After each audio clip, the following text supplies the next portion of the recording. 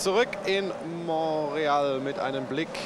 People always tend to say, well, in hot temperatures, the Michelin has the upper hand. But yesterday it was really cool and you had the upper hand. Do you have an explanation for us? Yes, because we are not that doing so bad in cool temperature. Problem is our competitors suffering a lot when it's very hot. That makes a difference, I think. We're always playing with relative positions, so it's... Today it's pretty hot. What would be the best window in terms of temperature for the tires to develop the most speed? When you have a right tire for the right circuit, for the right conditions, temperature is a second order. So I think we'll be okay. Whatever clouds come in, there will be no problem at all. In the last year strategy, we had the two stoppers. There were only one in the points. It was Rubens Barrichello. The rest were one stoppers. But this year, due to the different qualifying modus, what would you suggest? How many stops? As you said, the simulations show that one stop is the best. But hardly you can believe that people will qualify on the first 5 rows with only one stop with 190 kilos of gas. So I don't think so. So one stop is, except for the guy who don't participate on the standard conditions. You see what I mean? But otherwise, we probably like 2 stops there. Okay, thank you very much, Pierre Dupasquier. Jetzt sind wir schon ein bisschen schlauer. Also heute wird sich alles um...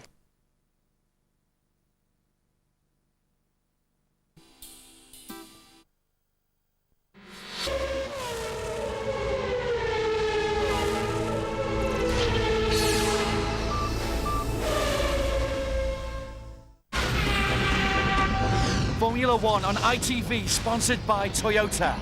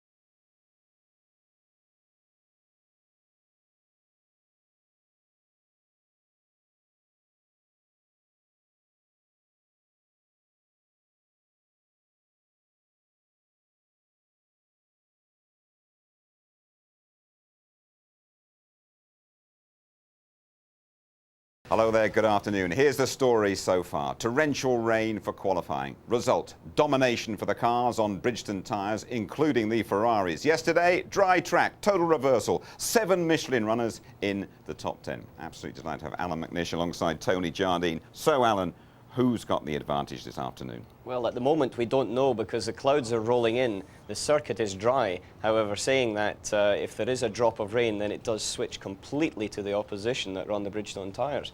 But I would say right now the emphasis is on the Michelin runners. At the moment you fancy the conditions, and of course on those Michelin tyres is Ralf Schumacher.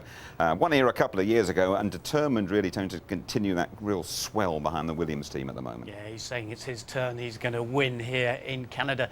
But he said he took it easy into the first bend. But using the power of the BMW engine, it's a big power circuit, this, but also the fact that the team worked so hard on the setup specifically for Canada at Silverstone during the tests. He said he felt a real buzz from the team, a real energy from the team, and the team were really, really hungry now for results. And of course, Juan Pablo's been joking with him and say, well, you take pole again, but I'm going to take the win again. So the rivalry is already there, and as Sir Frank Williams has said, there's no bad thing getting the rivalry whipped up between them again. As long as they can get through that first bend, okay, that should be fine. It's a tight first bend. What do you feel about when Pablo Montoya, how much of a boost will he get after winning in Monaco, Alan? A lot, because it was 2 years since he won his last Grand Prix, and that's a long time when you've been on pole so many occasions but not had the victory. And now I think he's really into his stride. He was feeling the car better, and he actually kept his foot into it when it was dancing around more than he was ever before. And Montoya and Ralf Schumacher going side by side for the first corner. Collusion between them or what? No, I don't think that's Really? the Williams style. I think they just go for it. The one thing that they will be remembering is in the US Grand Prix last year, the two tried to overtake each other and both went out. Patrick Head was very annoyed, but they will allow them to race.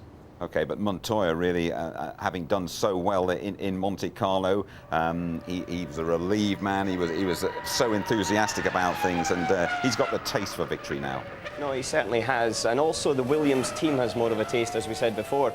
They worked very, very hard with a car at the beginning of the season that wasn't that competitive. Now it's much better. It's actually stretching its legs on this long, straight circuit. And so I think they're in a very competitive situation this afternoon. Sure, Kimi Raikkonen's our World Championship leader, but slap on the wrist for what he did in qualifying. Yeah, I'm afraid so. It's a great shame, obviously, for the World Championship. He's going to struggle from the back there to try and hang on to that 4-point lead now. But he said he was surprised by the amount of understeer that he suddenly got going into the centre S there, and caught him out as he caught the curbs on the inside, and then, you know, quite an indiscretion on the wet grass there, and banged the back wing and so on, and they had to abort the lap. What do you feel about the one-hit qualifying, Alan? I actually quite enjoy it. I think it shows the driver's characteristics quite well. Certainly with Kimi, that was the first time he had gone through that corner. However, he has made mistakes on 2 occasions out of 8 in the qualifying and started from the back. And to win a World Championship, you can't afford to do that. Your teammate, Fernando Alonso, I mean, we really like him up here. He hasn't made too many mistakes this year, has he? No, he hasn't. He's been very, very good, and he's driving just on his natural feel. The team have got a fantastic support around about him. There's a lot of experience there with him, and he's just doing what he does best, that's drive. What sets him apart as a driver? What do you particularly admire about Alonso? I think that he's got an old head and young shoulders, but on those young shoulders he's got a lot of spirit inside him, and he's got a lot of determination, and that's something that is really getting the team buzzing as well. Yeah, well, it's going to be half-time in F1 2003 after this race. Coulthard, Raikkonen, Fisichella, Michael Schumacher, Montoya have all been winners. It really is a compelling Drivers' Championship. Raikkonen's 4-point lead, as we've been saying, threatened by the world champion Alonso, Montoya and Ralf Schumacher, all in shape to make up ground on the leaders. Fisichella, he's a Montreal specialist, and Jarno Trulli really hampered by poor qualifying performances. OK, then, Tony, the Williams pair leading the charge to that first corner. Chat us through the grid. Well, third career pole for Ralf Schumacher, and the first time the pair have been together on the front row since Nürburgring last year. But can they keep the rivalry in check and get through that first bend? Michael Schumacher right behind them there in third. Not his best qualifying performance, he said, but Alonso a strong performance as we've seen in fourth place. Rubens Barrichello fifth, locked up and flat spotted the tyres, and alongside him and up alongside the gods is Mark Webber in the Jaguar, looking very good in sixth. Olivier Panis seventh and looking for his first points of the season. Jarno Trulli did a good job in the spare Renault after that crash in the morning. Cristiano De Mata, ninth, and helping Toyota to their best combined grid of the year. Frentzen overcoming crashes and engine problems for a good top 10 in the Sauber. David Coulthard lost half a second through that last corner when the back stepped out. Alongside him, Nick Heidfeld in the Sauber. Pitsonia, 13th in the other Jaguar. Jacques Villeneuve, 14th. He said it would be stronger, the race performance, than in qualifying. Verstappen delighted in the Minardi in 15th place. He's ahead of Fisichella, who made 2 uncharacteristic errors during his lap. Button, loss of grip, struggling against the Michelins, he said, and Justin Wilson, a good clean lap for the Brit. Ralph Furman held a big slide towards the end, but flat-spotted a tyre as well. And blunting his title challenge at the back, Kimi Raikkonen. Watch out for a 21st car. We almost always see the safety car in Canada. Well, a financial row that simmered behind the scenes in Formula One's been aired in public over this weekend. Minardi claim they've been promised to not receive around about £5 million, this part of an F1 fighting fund. Louise Goodman has more. Yeah, the whole idea of a fighting fund was first mooted back in January as a means of helping out the privateer teams like Jordan and Minardi. Now, on Thursday, Paul Stoddard launched a scathing attack on some of his fellow team principals who he felt were blocking him from receiving a share of those funds. Yesterday, there was a further very interesting development. Stoddard revealed that he will now receive a cash injection, not from the fighting fund, but from Bernie Eccleston, who's bought a share in the Minardi team. Now, we're going to be talking to Paul about that later on. First of all, let's grab a word with Eddie Jordan. Eddie, obviously you were another person who was due to receive some money from the fighting fund. Where does this leave you? Is Bernie going to give you some cash as well? I wouldn't think so. I think the main thing that everyone wanted was we were concerned Paul's plight has been well known for some time. The fighting fund, there were different viewpoints from a whole lot of reasons, and the people were very strong in their opinions about that. But the one thing that Bernie, and which he does continually, I must admit to, that he came in to help Minardi at a time when they are absolutely desperate to receive this. And the good thing is that there will be stability, and a lot of things that were upsetting people have now seemingly got sorted out with Bernie yesterday, and I think that was massively positive. Thanks very much, Eddie. Thank you. Yes, well, back at the sharp end of the grid, we've got a very empty Williams engineers room. Of course, they're all about to make their way to the grid. Let's have a quick word with Sir Frank Williams. Sir Frank, important day for the team. Any late worries? I always like to have something to worry about. That's quite natural. We think we're in good shape. Worry, of course, about Ferrari and Alonso. Coulthard maybe running a long strategy as usual. It comes from behind. But I think we've got a competitive car here. What about Ralph starting from pole? Is it about time he won this race, or do you think Juan's going to do it? Well, the trouble is, in a way, you might imagine that both drivers at the same time think they should win this race. Our worry, therefore, is they don't have each other off on the first corner, but they've been spoken to. They're reasonably adult. It's quite silly of them to take themselves off. I think they'll get around that corner, okay, if they're still in front. And finally, Frank, your hopes and expectations for this Canadian Grand Prix? We need to win to re-establish our self-respect, if you like. Monaco help if we can keep the thing going. Be great for everybody back at the factory at Grove and all our partners. Thanks very much for joining us. Alan, Sir Frank saying there, the drivers have been spoken to. Do they put the old earplugs in or not listen when they get instructions like that? I like the word reasonably adult. I think that was very good. No, basically, obviously, they don't want the two drivers to lose the race in the first corner. You can't win it there, but you can lose it. And so they will be told to just not fight each other, to make sure that both Williams BMWs are first and second going into turn one. A quick word from you on that Minardi situation, Tony. It's hard to speak briefly about it, I know. Yeah, it's very, very difficult, but Paul is isolated to a degree. He's fighting for survival, but he could be a pawn in a greater political game leading up to a big World Council meeting.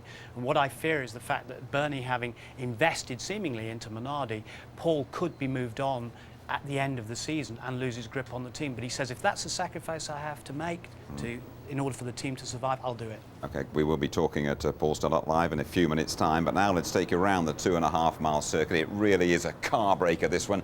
They go at over 200 miles an hour down the straights. In fact, only Monza's quicker at the end. The champion's wall will claim the careless. You're on board with the pole sitter, Ralf Schumacher. It's a drying track here in Montreal, and Martin Brundle's going to talk you round. Let's have a look at Ralf Schumacher's second consecutive pole on this 2.7-mile circuit. Short pit straight, a right kink into the Senna S, 180 miles an hour, down to just 60. Turn 2 immediately ahead of you. Ralf quite cautious at this early stage of the lap, but it's neat and tidy. A quick spray from the left-hand side tyres as he touches some water, but it turns in nicely to 3. 4's good, close to the wall. Let's listen to 5. Not a hint of a lift, but 6 is right in your face. Must get the curb on the left-hand side. And 7 opens up, but you must be a little patient on the throttle. A narrow, longish straight, then it's a bit bumpy. When you see the bridge ahead of you, that's the braking zone for turn 8. Again, you must hook in early, and it releases nicely in turn 9. A gentle left curve down to the hairpin, 185 miles an hour, and brake very hard all the way down to first gear. Up the inside, just 50 miles an hour. Don't waste time going too wide there. Straight line, this little left-hand kink. Treacherous in the rain. No problem on this lap. Building up then to 210 miles an hour. See what it looks like. And just after the Casino Yellow Bridge, there'll be brake marker boards on the left. Braking at 90 metres into the final chicane. Mullering the curbs, mind the wall on the outside, and drift to the middle of the track. The start-finish line is ahead of you. You're on pole. Ralph Schumacher is on pole. You went around the circuit, what, 46 times, didn't you, on Friday in the drive? What do you make of it? The circuit itself is actually long straights combined with little tight chicanes. The important thing is you've got good braking stability in the car, and your car can ride those curbs. We saw Ralph hitting them very, very hard, especially in the last one. But he's really helped by the good power of the BMW engine. Good, thanks very much indeed, Alan. You've won Le Mans, haven't you? Yes. Well, we're going to cross to Le Mans now, where we've had a Bentley 1-2, and in the second car, our own Mark Blundell, along with David Brabham and Johnny Herbert. Hi, Mark. A bit tired, are you? Hello, Jim. Yeah, a little bit tired. We haven't really got much sleep here. We've been busy for the last 24 hours. 375 laps. How many of those did you drive? How many of those were you awake for? Actually awake for all of it, but didn't manage to get any sleep. But I did 3 triple stints, so I did most of the running out the guys. But at the same point, everybody done a tremendous job here. We just had a little bit of bad luck against us, but bad luck at Le Mans pays heavily. And Bentley's first win for 73 years and a 1-2. Have the celebrations started already over there? I can assure you there's plenty of drink flowing at the moment. So, yeah, I'm sure I'm going to be a little bit worse for wear when it comes to tonight. Alan and Tony said, just mentioned to him, seconds first of the losers. Yeah, well, don't worry. I've won it before back in '92, so I've got the big trophy. It's all in hand. Well done, Mark. You have a good time. We'll see you in a couple of weeks' time. All the best. Thank you. OK. All right, now we're going to talk live to Paul Stoddart, who joins us down there from the Minardi motorhome. Paul, I saw you have a very public row with 3 very important figures in Formula One, Frank Williams, Ron Dennis and Eddie Jordan, and you said you were totally disillusioned. Now, it was a couple of days ago. How can you repair that situation? Jim, I don't think I have to repair it. Actually, what was happening on Friday was regrettable. It was forced upon me into a position where I had no choice. I had to withdraw my support for the changes to the 2004 technical regs. I knew that was going to come out publicly, and I felt that we should tell the whole story, tell it quickly, get it over and done with. And if they don't like that, then that's their problem, really. But do the big teams and the big manufacturers really want a team like Minardi in Formula One? Well, I think they do. I mean, the whole essence of this argument was about the need to protect 10 teams in Formula One. I mean, at the end of the day, Max, very bravely, I think, as the regulator, did a fantastic job on January the 15th to improve the support of Formula One. And we've all seen that this year. We've seen some fantastic racing. We've got 2 championships that are very close. Part of that package also was to actually keep 10 teams in Formula One, because to not do that would have actually destroyed the very fabric of the Constructors' Championship. And it was a fundamental point of agreements made on 15th of January, and that was my issue with Ron and Frank, not so much with Eddie. Minardi are going to survive. Are you going to survive after this season? Absolutely. As many of you know, we've got an association with the most powerful name in motor racing, Bernie Eccleston. Bernie does care, he is passionate. He built this up over a quarter of a century, and he invested in Minardi yesterday. We're here for the long haul. Are you going to make it up with Ron Dennis? To be honest, my door's always open to Ron and Frank, and really, we're going to get on with the racing, and that's what we're here to do today. And your drivers are in good shape. Say again, Jim? Your drivers are in pretty good shape. They've been doing a fantastic job. All the politics are going on, so let's get the politics behind us now, and we're out there to race those McLarens today. Good luck, Paul. Thanks for joining us. Thanks, Jim. All right, well, now it is competition time, and the prize is a race suit signed by drivers. Olivier Panis and Cristiano D'Amato, both starting in the top 10 for today's race. All you have to do is tell us who you think won last year's Canadian Grand Prix. Was it A, local favourite Jacques Villeneuve, B, world champion Michael Schumacher, or C, British number 1 David Coulthard? A, Villeneuve, B, Michael Schumacher, C, David Coulthard. To enter, call 09065 899 199. The calls last a minute. They'll cost you 60 pence. Or you can text your answer to F1 space A, B or C 84188. You can also enter via the ITV F1 website. The prize again, a racing suit signed by Toyota's Cristiano D'Amato and Olivier Panis. And the entries must be in by midnight this Wednesday, June the 18th, on the ITV F1 website. A live wedge champ with Louise. That's on Wednesday lunchtime at midday. Ask the team. James Allen in the hot seat. All the details, itv.com/F1.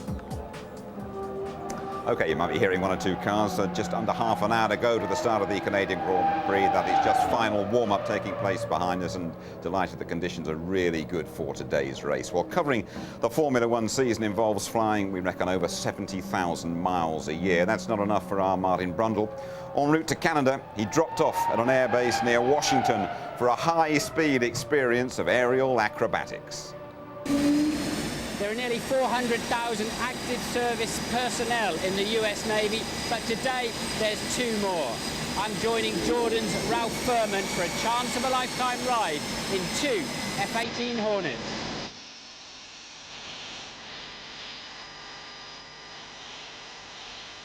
We travel to the Patuxent River US Naval Training Base on Chesapeake Bay near Washington, D.C.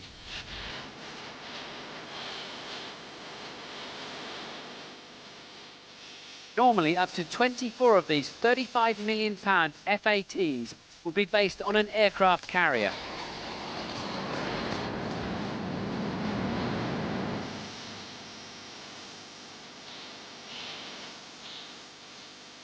We had many hours of briefings and tests before we could fly. What kind of hypoxia is there? There's actually 4 different kinds. There's a histotoxic hypoxia, anemic, stagnant, and hypoxic hypoxia. First, into the pressure chamber. Engineer, please ascend the main accumulator to 8,000 feet by 5,000 feet per minute. Other than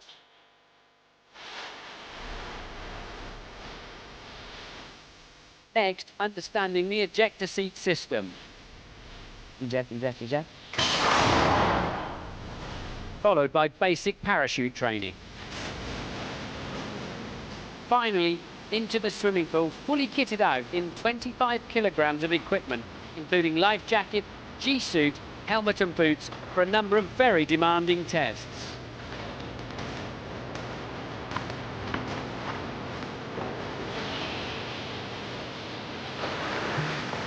That was good fun. It's one bit quite hard. Thank God we finished, and it was smart. And finally, we could confidently stroll out to the world's best fighter plane. Go for takeoff. There's a good run into the first corner.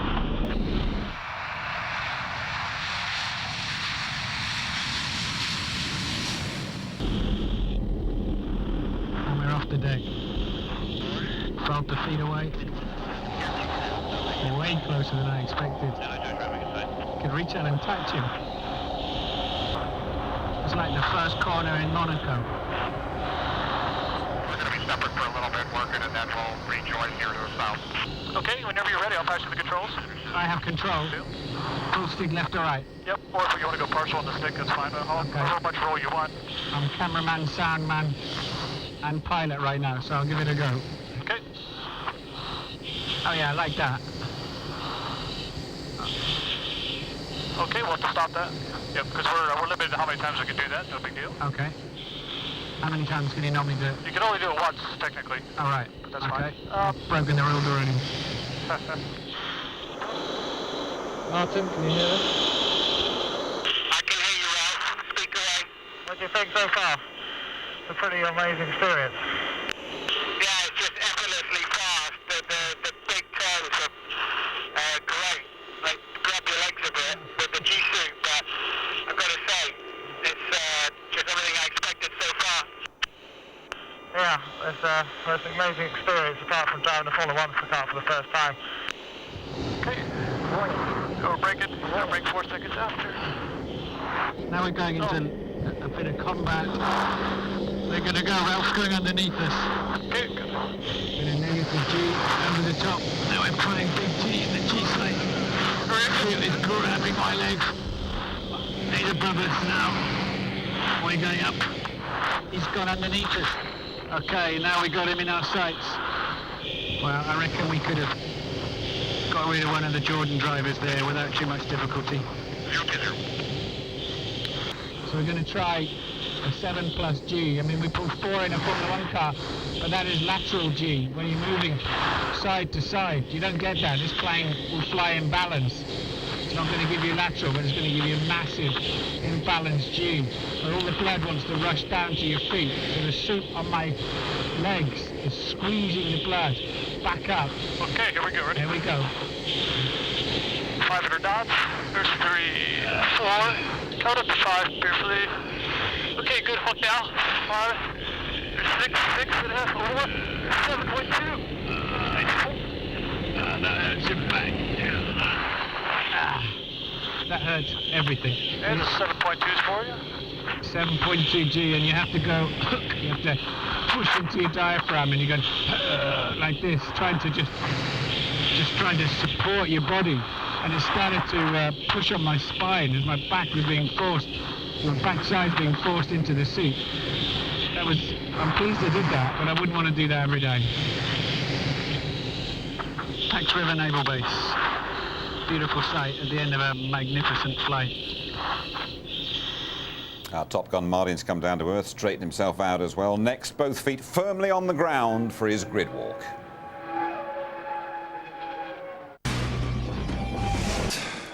Viele Ferrari-Fans naturgemäß auf den Tribünen. Natürlich dominiert hier die Anhängerschaft für den Lokalmatador, für Jacques Villeneuve, aber wohl wissend, dass man da nicht so unbedingt viel feiern kann, sind dann doch die meisten eher so zweigeteilt und so nach dem Motto, wenn der Jacques schon nicht gewinnt, dann schlägt unser Herz für Ferrari. Es gab in diesen Tagen traditionell wieder ein großes Ferrari-Treffen in der Innenstadt. Da wurde eine ganze Straße gesperrt, rund um eine italienische Nobel-Boutique. Da waren dann jeden Abend so 50, 60 Ferrari und das war eine richtige Volksfestatmosphäre. Wie man überhaupt sagen muss, wir haben das ja auch in unserem Vorprogramm gezeigt, tolle Stimmung in Montreal, wenn das Wetter mitgespielt hätte. Ja gut, ich sage mal so, die Stimmung ist auch so gut, nur die Stimmung hätte natürlich wesentlich besser sein können, wenn es nicht gar so viel geregnet hätte. Denn was dort in Montreal auf den Straßen stattfindet, ist sehr, sehr beeindruckend. Die Leute freuen sich richtig, hier diesen Event zu haben, diesen Grand Prix.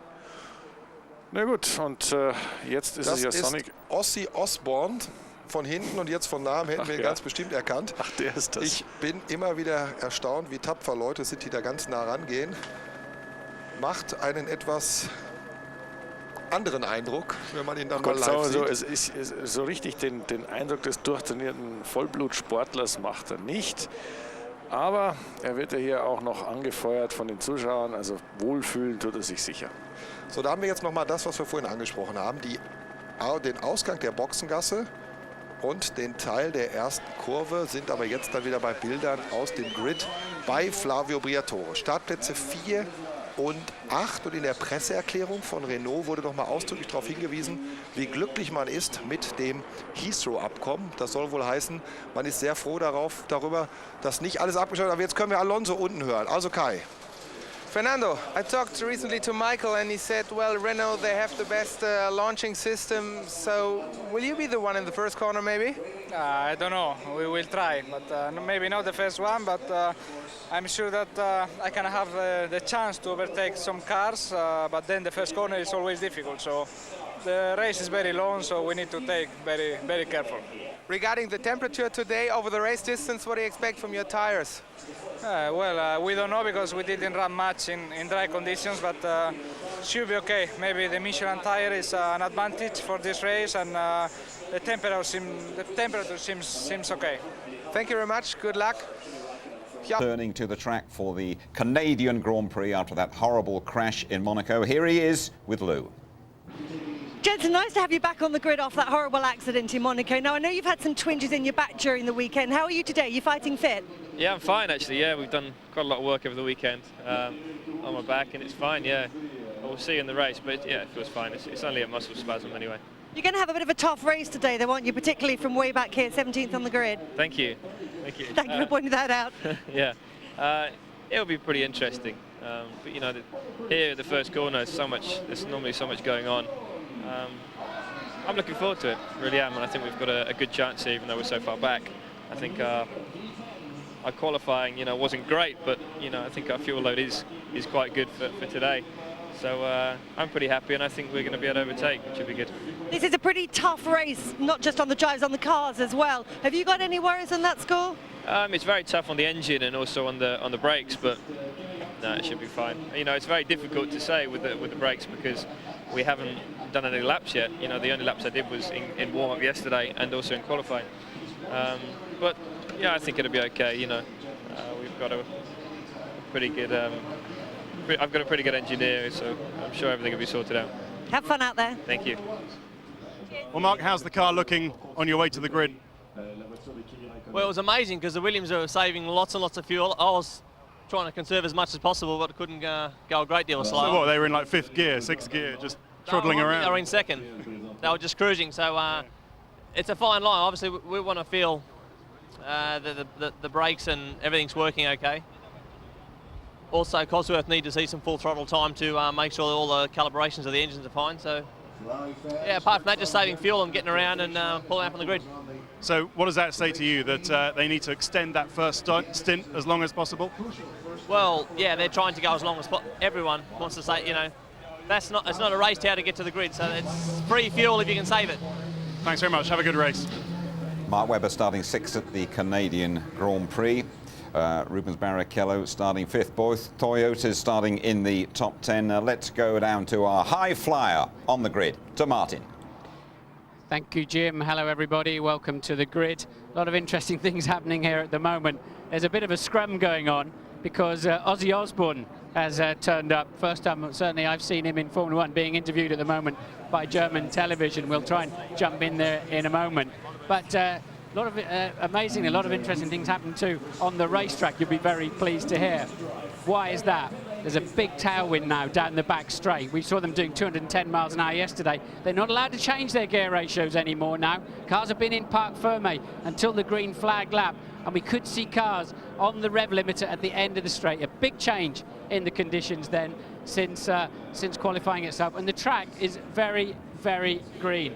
I want to have a word with this guy because he's complete and utter fruitcake, as we all know, and we love watching him on the TV. But let's see if we can. He's got a very big minder here at the moment. Pasquale, can you sort anything out for us here?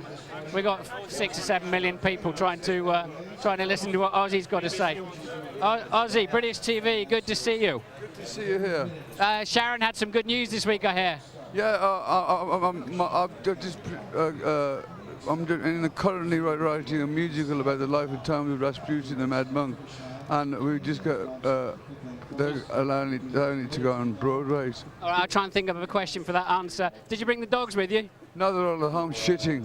Excellent, thank you very much. I think we'll move on. Now, what else can I tell you about the race today? Because you might be slightly more interested in that. The track is very, very green because it's been raining again overnight. The cars have done so little running in the dry conditions, and there's always a big issue here with regard to brake temperatures and brake wear, and the teams have no idea what's going to happen this afternoon in that respect, or with the tyres. When the track is green, you get a lot of wheel spin and you can get blisters on the rear tyres. Michelin seem a little less concerned about it than Bridgestone, so we're going to have to watch that through the race too. Let's see if we can find anybody who can give us a bit of technical feedback on that. Ross, have you got a chance for a quick word? Now, I'm just telling the viewers that we've got very little data about brake temperatures, brake wear, fuel consumption, tyre blisters. What's your feeling? Well, we'll be racing on the hoof. We're getting all the data back to the garage, and we're going to have to see how it looks and advise the drivers. So it's true, there's no information on tyres, no information on brakes, no real information on the opposition because the track was green yesterday. So it's going to be a race of exploration. It is indeed. So, Will, do you think Michael and Rubens, for you and all the other drivers, are going to have to just take it easy when they've got full, higher fuel loads? And are you going to have to assume you're going to have problems, or just go for it and gauge it from there? We have lots of temperature readouts, so we can see straight away if the temperatures start to get too high. So we can advise them within half a lap if they're starting to overstress the brakes or the tyres. So they need to push, and then we can tell them to back off if necessary. All right, so you can monitor it and then adjust it. You don't have to creep up on it. No, I think you could lose too much time if you did that. So. Can you beat the Williams today? I hope so. I was quite surprised yesterday and disappointed, but the track was so unrepresentative. I hope when the track settles down today, we can have a proper race. All right, and the fact that Kimi's at the back of the grid, will that affect how you drive, how your guys run the race? I guess it makes us a little conservative because, of course, it's an opportunity to get some points in. But my guess is he'll probably come in the pits and fill the car up and go for one stop. And that means if we get a safety car or something happens, he could be in a very strong position. Okay, thanks, Rod. That's a critical point. We're all expecting Kimi Räikkönen to start this race from the pit lane. And there's JYS. Jackie, how's Jaguar looking? Yeah, they're looking very good. Mark's well up, 6th position in qualifying. Good for the first corner. The business usually happens a little further back. So if he keeps out of trouble, I think he'll have a good race. Yeah, there could be some drama. Kimi apparently is going to go into the pit lane to start the race. Are Jaguar concerned about tyre blisters or brake wear or overheating? No, I think they're fairly comfortable at the moment. I think brakes have always been historically a problem here, but I think we've got round that now. But only at the end of the race will we know. It's always at the tail end of the race the problem shows up. You've just come in from Detroit working on Ford's 100-year celebrations. You like coming to Montreal? I love it, I love it. But, you know, it's when you come to a race like this, you realise how good Silverstone is, with the crowd control, with the pedestrians, with the cars getting in. I mean, quite honestly, Silverstone streaks ahead of here, but it's a great city to come to. Montreal really put their back behind it, and so, of course, all the city fathers do it. It's a great event. Thank you very much, Jackie. See you soon. So, a lot of unknowns then. We're all standing on the grid wondering what's going to happen, and that even includes Ross Brawn, who's running the 2 Ferraris this afternoon, and we've got to look forward to see what happens. So, talk to you shortly. Thank you very much indeed, Martin. Ozzy Osbourne's first and I would say his last appearance on F1 ITV. I hope that didn't affect your enjoyment of our build-up. Alan, I don't want you to talk about Ozzy Osbourne's dogs. I want you to talk about what you think of the upcoming Grand Prix. A big guessing game going on down there. It is, and especially in my opinion on tyres, because all of the teams usually have a lot more dry running, but here, due to the rain on Friday and on Saturday, they're limited to 15 minutes, so approximately 9 laps. They have no idea what their tyres are going to do. However, Renault, Jaguar, Jordan and Minardi ran on Friday morning. That was dry, so they do know what the tyres, the brakes and everything else is going to be like. And Ferrari, an air of confidence a bit about Ross Brawn there. There is, because I think that when the track rubbers in, it always gets quicker and quicker towards the end of the race, because when we talk about a green track, they haven't used it. Very harsh winter here. Engineers walk around. Alan Permain, one of your engineers, walked around. He said the curbs are all cracking, the tarmac's all cracked. Winter has only just finished, apparently. It's the official start of summer this weekend. Thank you, Alan. Thank you, Tony. A race of exploration. The words of Ross Brawn, that narrow first corner beckoning. For Ralf Schumacher, the 2001 winner, and for Juan Pablo Montoya, fresh from giving it the full Monty in Monaco.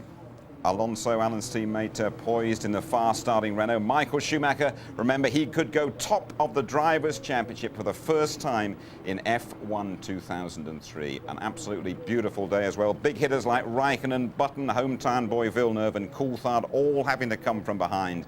Now, we normally see the pace car here because accidents do happen. Canada doesn't do dull.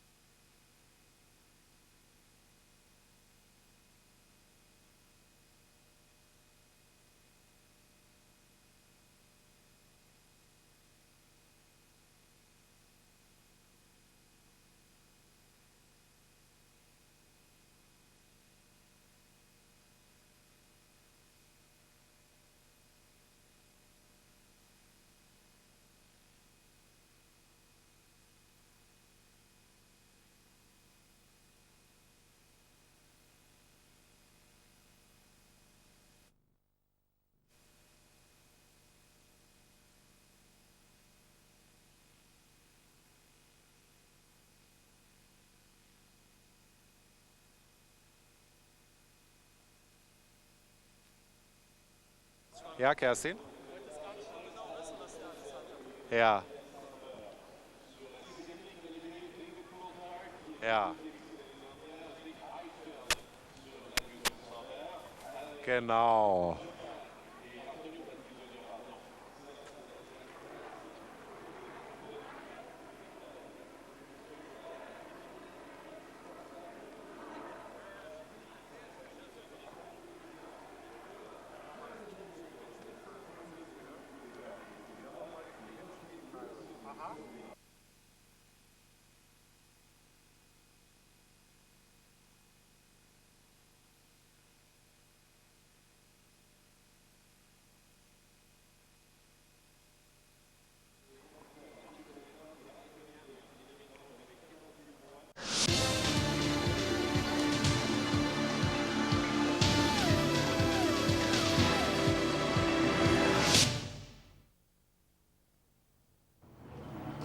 If you're just joining us, welcome to Montreal's Gilles Villeneuve circuit. It's half-time in the Formula One Championship, race 8 out of 16 on ITV1.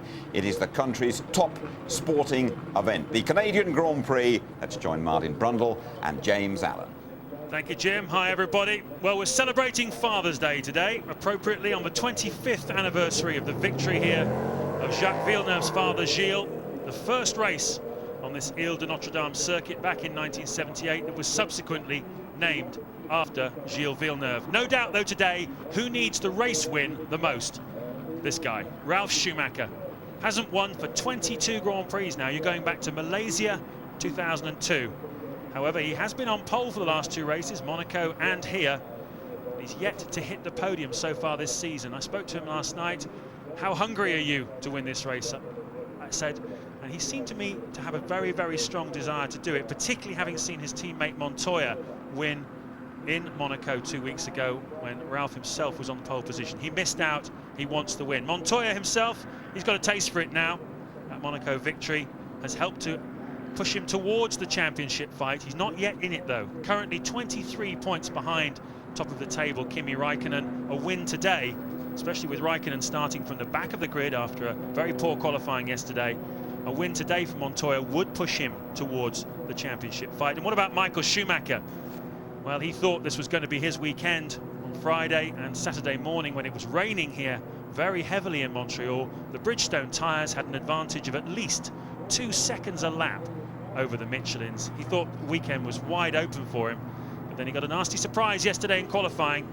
On a dry circuit, Michelin is the tyre to have. Will that story be repeated here this afternoon? Certainly Montoya and Ralf Schumacher, Fernando Alonso, Mark Webber, David Coulthard, all hoping that it will be. Nevertheless, as we heard from Ross Brawn on the grid, Michael Schumacher will have one eye on the championship today.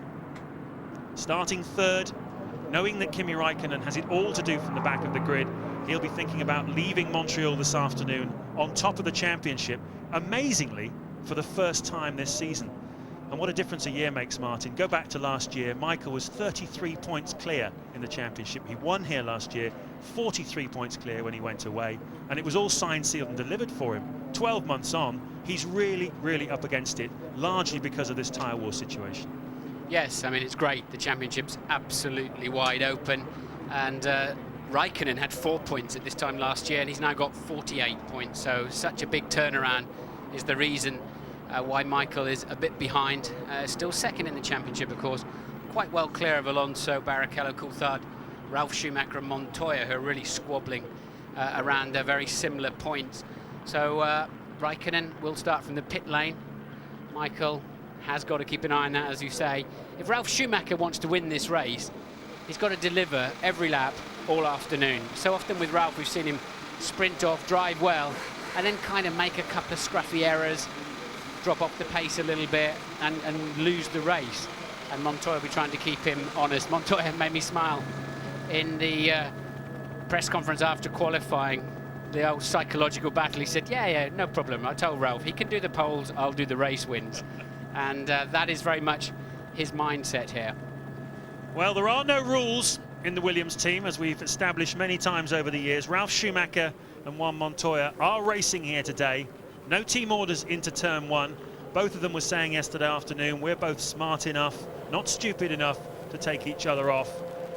possibly giving themselves a bit of a hostage to fortune, a rod for their own back if they do take each other off into turn one. The general feeling though, Martin, with turn one here is that the first 2 or 3 rows tend to funnel through more or less in order off the line. The real action, as Jackie Stewart was saying to you on the grid, tends to happen from sort of the 4th row backwards as people kind of cannon into each other depending on how they got off the line. Yes, because they're coming from further down the grid, so they've got a higher speed when they arrive into turn one.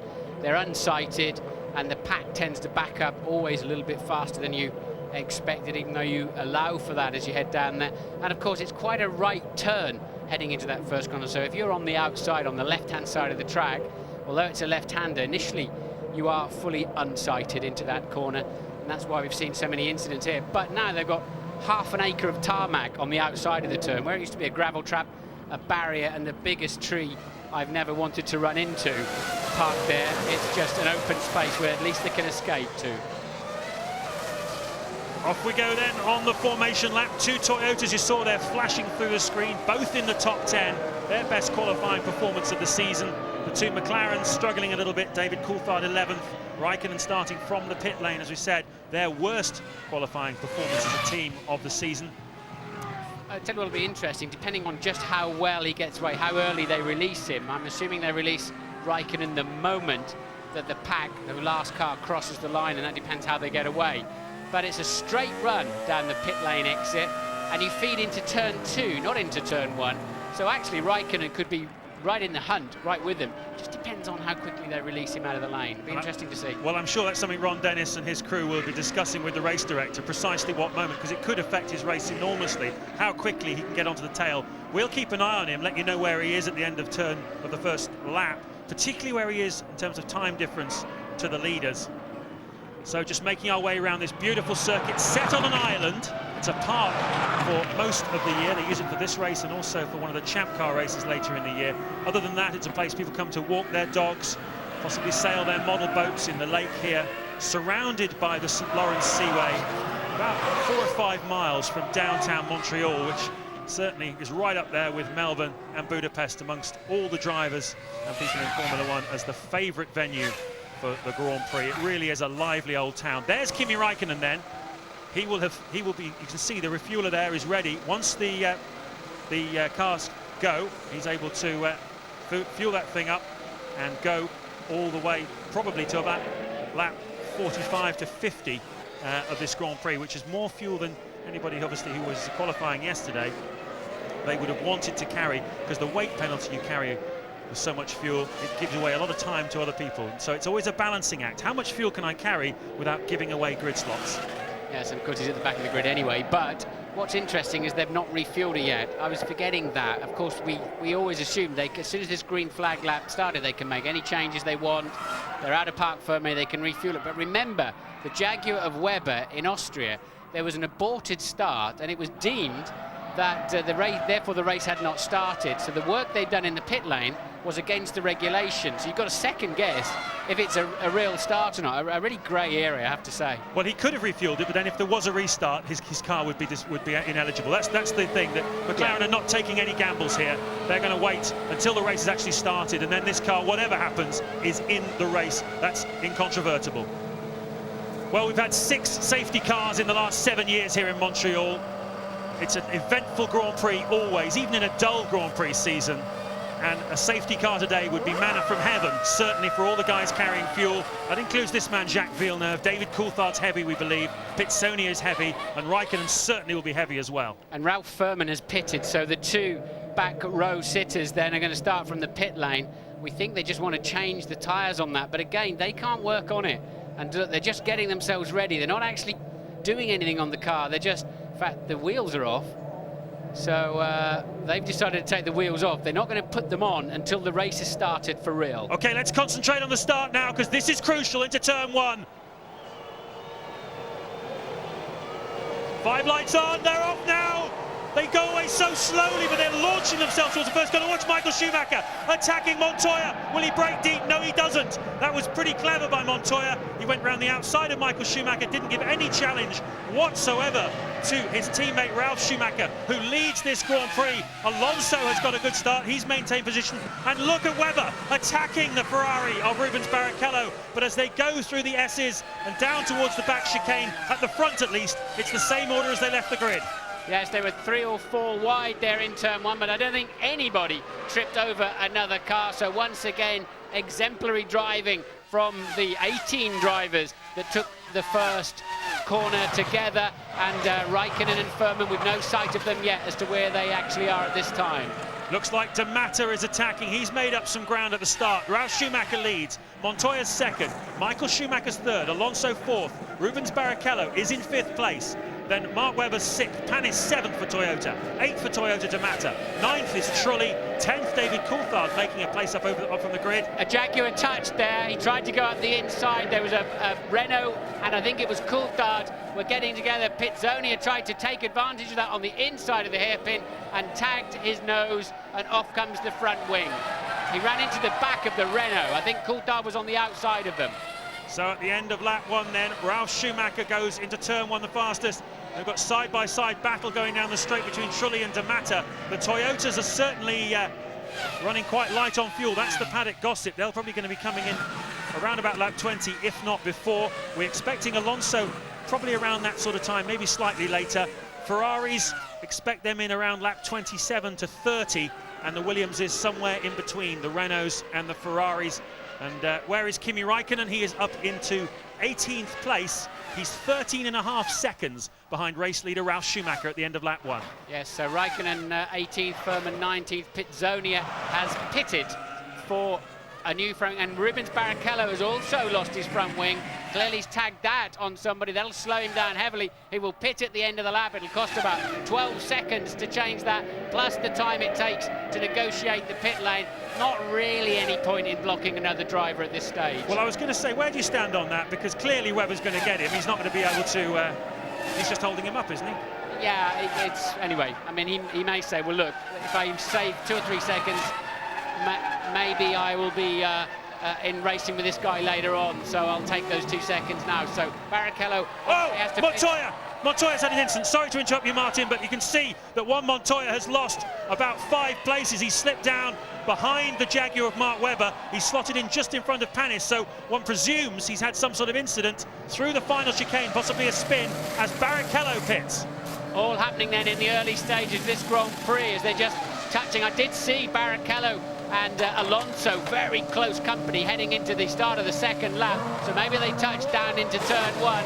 Away goes Barrichello. It's a 14-second nose change, plus of course the time down the pit lane. And here I think you're going to see Pitzonia trying to take advantage of that and tagging the back of Jarno Trulli. Coulthard would pass Trulli at the end of that straight and now runs 8th, and this then is that, look, he spun. Montoya spun it out on the final corner, James. That's why he lost 4 places. It's exactly what Jacques Villeneuve did on Friday qualifying. Here comes Trulli. He was tagged by Pitzonia, as we just saw, into the hairpin. Probably a puncture then for one of the rear tyres. He's put a new set of boots on. Didn't see them putting any fuel into the car.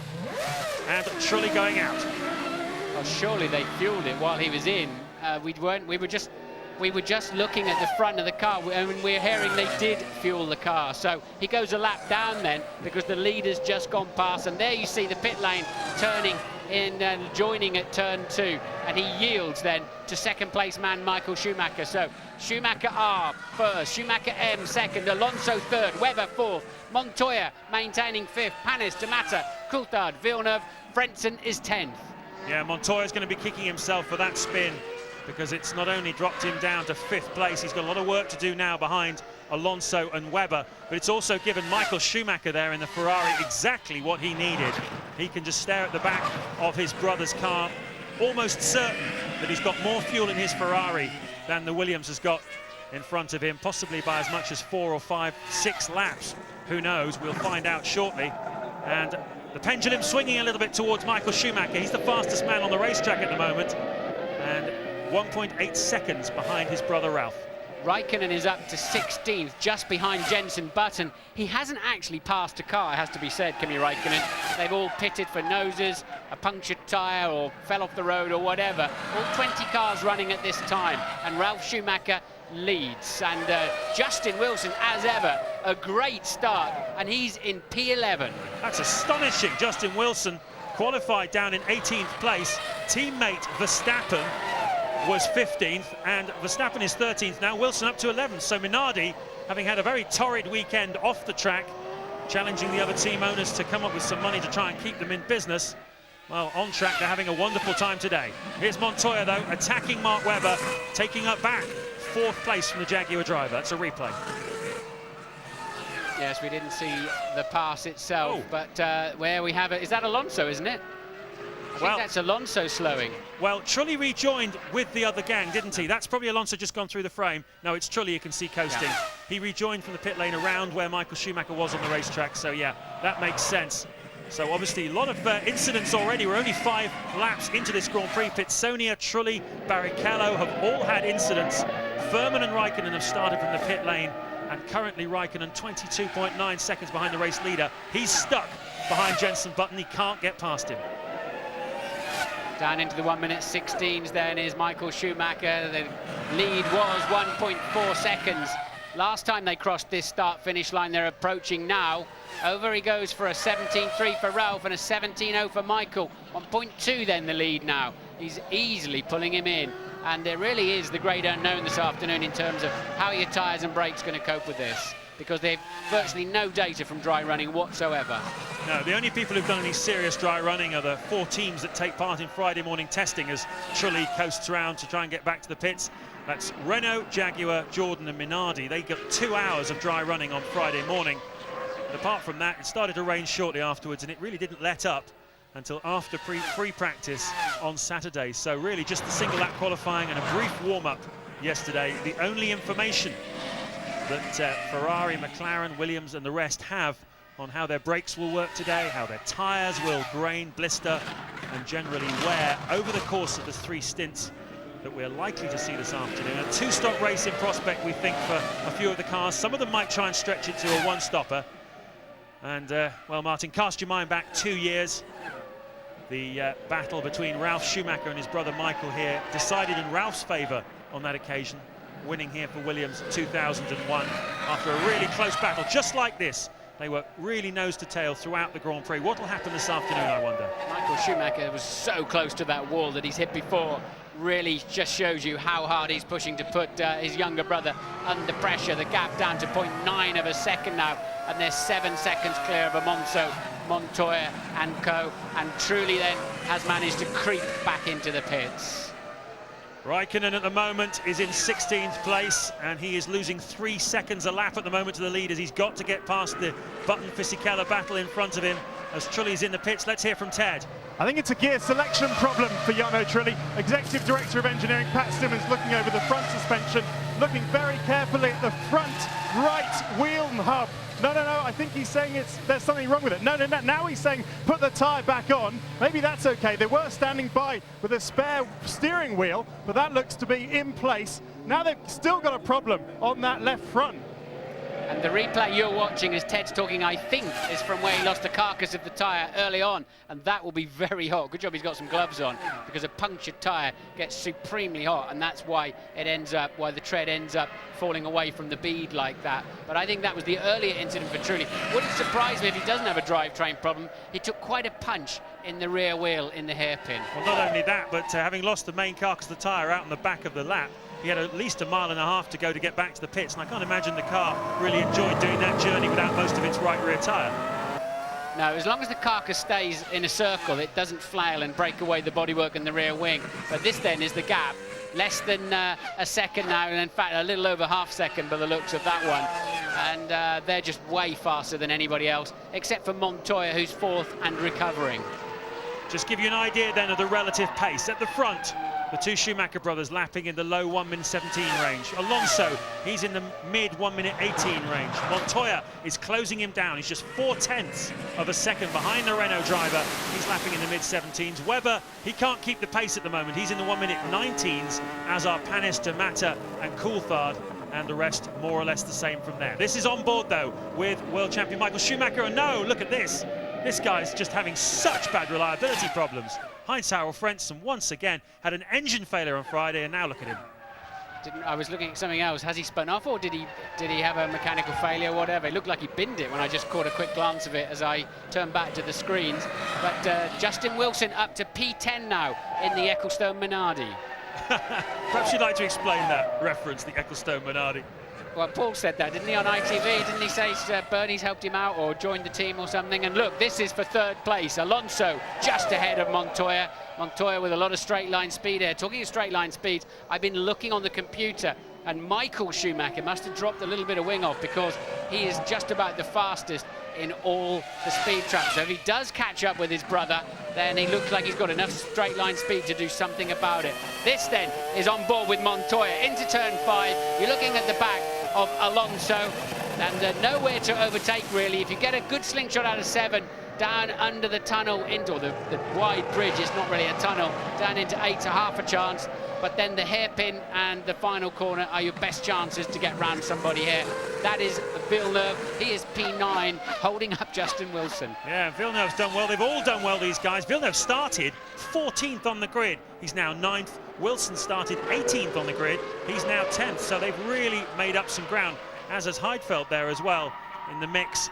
Now, the straight line speed-wise, let's just talk about these two here. Yesterday in practice, and of course in qualifying rather, and of course they've not been allowed to change anything since then. Not 5 miles an hour is the difference between the BMW Williams of Montoya and the Renault of Fernando Alonso in a straight line. Montoya can do about 205 miles an hour down that back straightaway, and the Renault just nidges under 200 mile an hour. So Kimi Räikkönen, the World Championship leader, still down in 15th, lapping, actually falling slightly away from Jenson Button and Giancarlo Fisichella, because he's very heavy on fuel, of course. He'll get a bit of dividend, a bit of payback later on in the race. This is the two Schumacher brothers then challenging for first and second places. Yes, Michael now much closer to the race leader than he's been at any time during the Grand Prix. Looks like he's lining him up for a pass here. Neither of them really were able to get past each other 2 years ago. There was a little bit of side-by-side stuff. Certainly Ralph trying to get past Michael, but nothing really paid off. That race was decided through the pit stop strategy. That was decided in pit stops, that race. I'll tell you another man who's having a bit of a struggle with traffic this afternoon is David Coulthard. Had a terrific time. They're side by side here as Montoya attacks Alonso. We cut to see Trulli, and Montoya has made that pass stick. So that was a nice move into the hairpin from Juan Pablo Montoya. He's back up now into third place. Yes, truly clearly with some handling problem. Alonso dreaming he might overtake that Williams, not a prayer. He doesn't have enough straight line speed, and a little bit loose at the back end as well, the Renault. So Montoya will now, I think, comfortably pull away from there. That's probably good news in terms of us watching the race. He's 11 seconds adrift of the two Schumis in front of him, and I think Montoya can maybe start to do something about that now. Why is he in third place? Well, he had a spin, for those of you just joining us, with 60 laps to go in this 70-lap Canadian Grand Prix. Montoya had a spin very early on, dropped him from second down to fifth. He's had to fight his way back ever since. He's passed Mark Webber. He's passed now Fernando Alonso. He's up into third place with a clear track in front of him. And I was just mentioning, just before that pass, David Coulthard. He's stuck behind the two Toyotas of D'Amata and Panis. They're circulating pretty much together in 6th and 7th places. He'll be hoping that they are going to come in for a pit stop quite early, but it won't be for at least another 5 or 10 laps. And Coulthard is having pain here, definitely. Yeah, so Trulli spinning out there then. Looks like his traction control is not working, as you then cut to see Montoya taking over that third place. So a very bad corner and a bad lap for the Renault team. Here's the leaders then, over the line. 0.4 of a second is the difference. He's really halted Michael's charge now as Michael gets into the turbulent air. The air that passes over that Williams, and he's worked very hard to press the car into the ground in terms of downforce. It's very turbulent, very destructive air then as it comes off the back wing, and as it meets your front wing and you're following behind, it doesn't work as well. And look at Coulthard with a good run out of the last chicane. He's got the line into the next corner, and De Matta is going to have to be last of the late breakers, and he's the first of the early breakers. Nice move by David Coulthard. He's making progress here. We believe he's carrying more fuel than most of the front runners. McLaren have gone for quite a conservative strategy here, and Coulthard unfortunately lost ground with a big mistake as Jos Verstappen pits from 15th place in the Minardi. Coulthard lost half a second yesterday in qualifying due to a big mistake. Otherwise, he might have been even more of a contender this afternoon, but he's definitely trying to make up ground in the Grand Prix. He's now up into 7th place and ready to attack Panis for 6th. So the Minardi's on a 3-stopper. It may well explain why Wilson's so lively in the middle of the pack. Still running 10th, still going very well, it has to be said. Justin Wilson chasing the Villeneuve down for all he's worth. Schumacher M, 0.7 apart now. Montoya is closing them down slowly but surely. 3/4 per lap. Montoya is beginning to catch the leaders as we watch David Coulthard take the long way round into turn 1. Better on the brakes and sees he's got enough space, just leaves enough in case De Matta snatches a break and runs into him. Gave him a bit of a wide berth.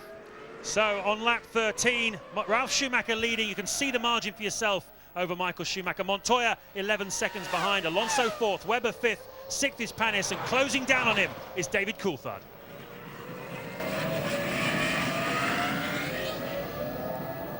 Ja, das scheint sich hier vorne eingespielt zu haben.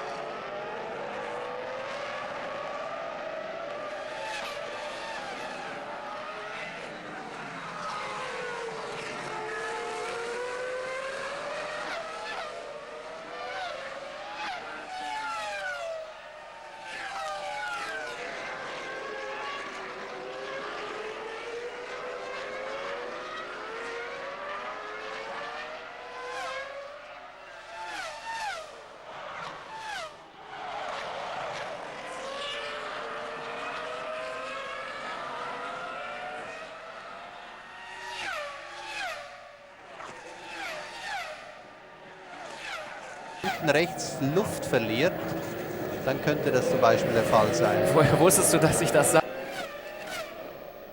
Lap 15 in Montreal, and Jacques Villeneuve seems to be in trouble. His brakes seem to be going away from him. He's just dropped 5 or 6 places. He was at the front of this scrap here, which involves Heidfeld, Fisichella, Button and Raikkonen, the scrap for 9th, 10th, 11th and 12th places. And there you can see David Coulthard attacking Panis. That's the battle for 6th place. At the front, nothing changed. Still the 2 Schumacher brothers, nose to tail. Montoya, though, fastest man on the racetrack at the moment as Villeneuve dives into the pits. Montoya closing the gap slowly to the top 2. Yes, we saw Villeneuve, even in turn 3, which is not a heavy braking corner, with glowing front discs. They haven't got, look, they're having to put fire extinguisher on it. You've got to do something to give him some more front brake cooling, and they're struggling to get those brake temperatures under control. And that's exactly what we were talking about on the grid and early in the race, because they've just, it's always heavy on brakes. It's high speed straights, always into a big stop.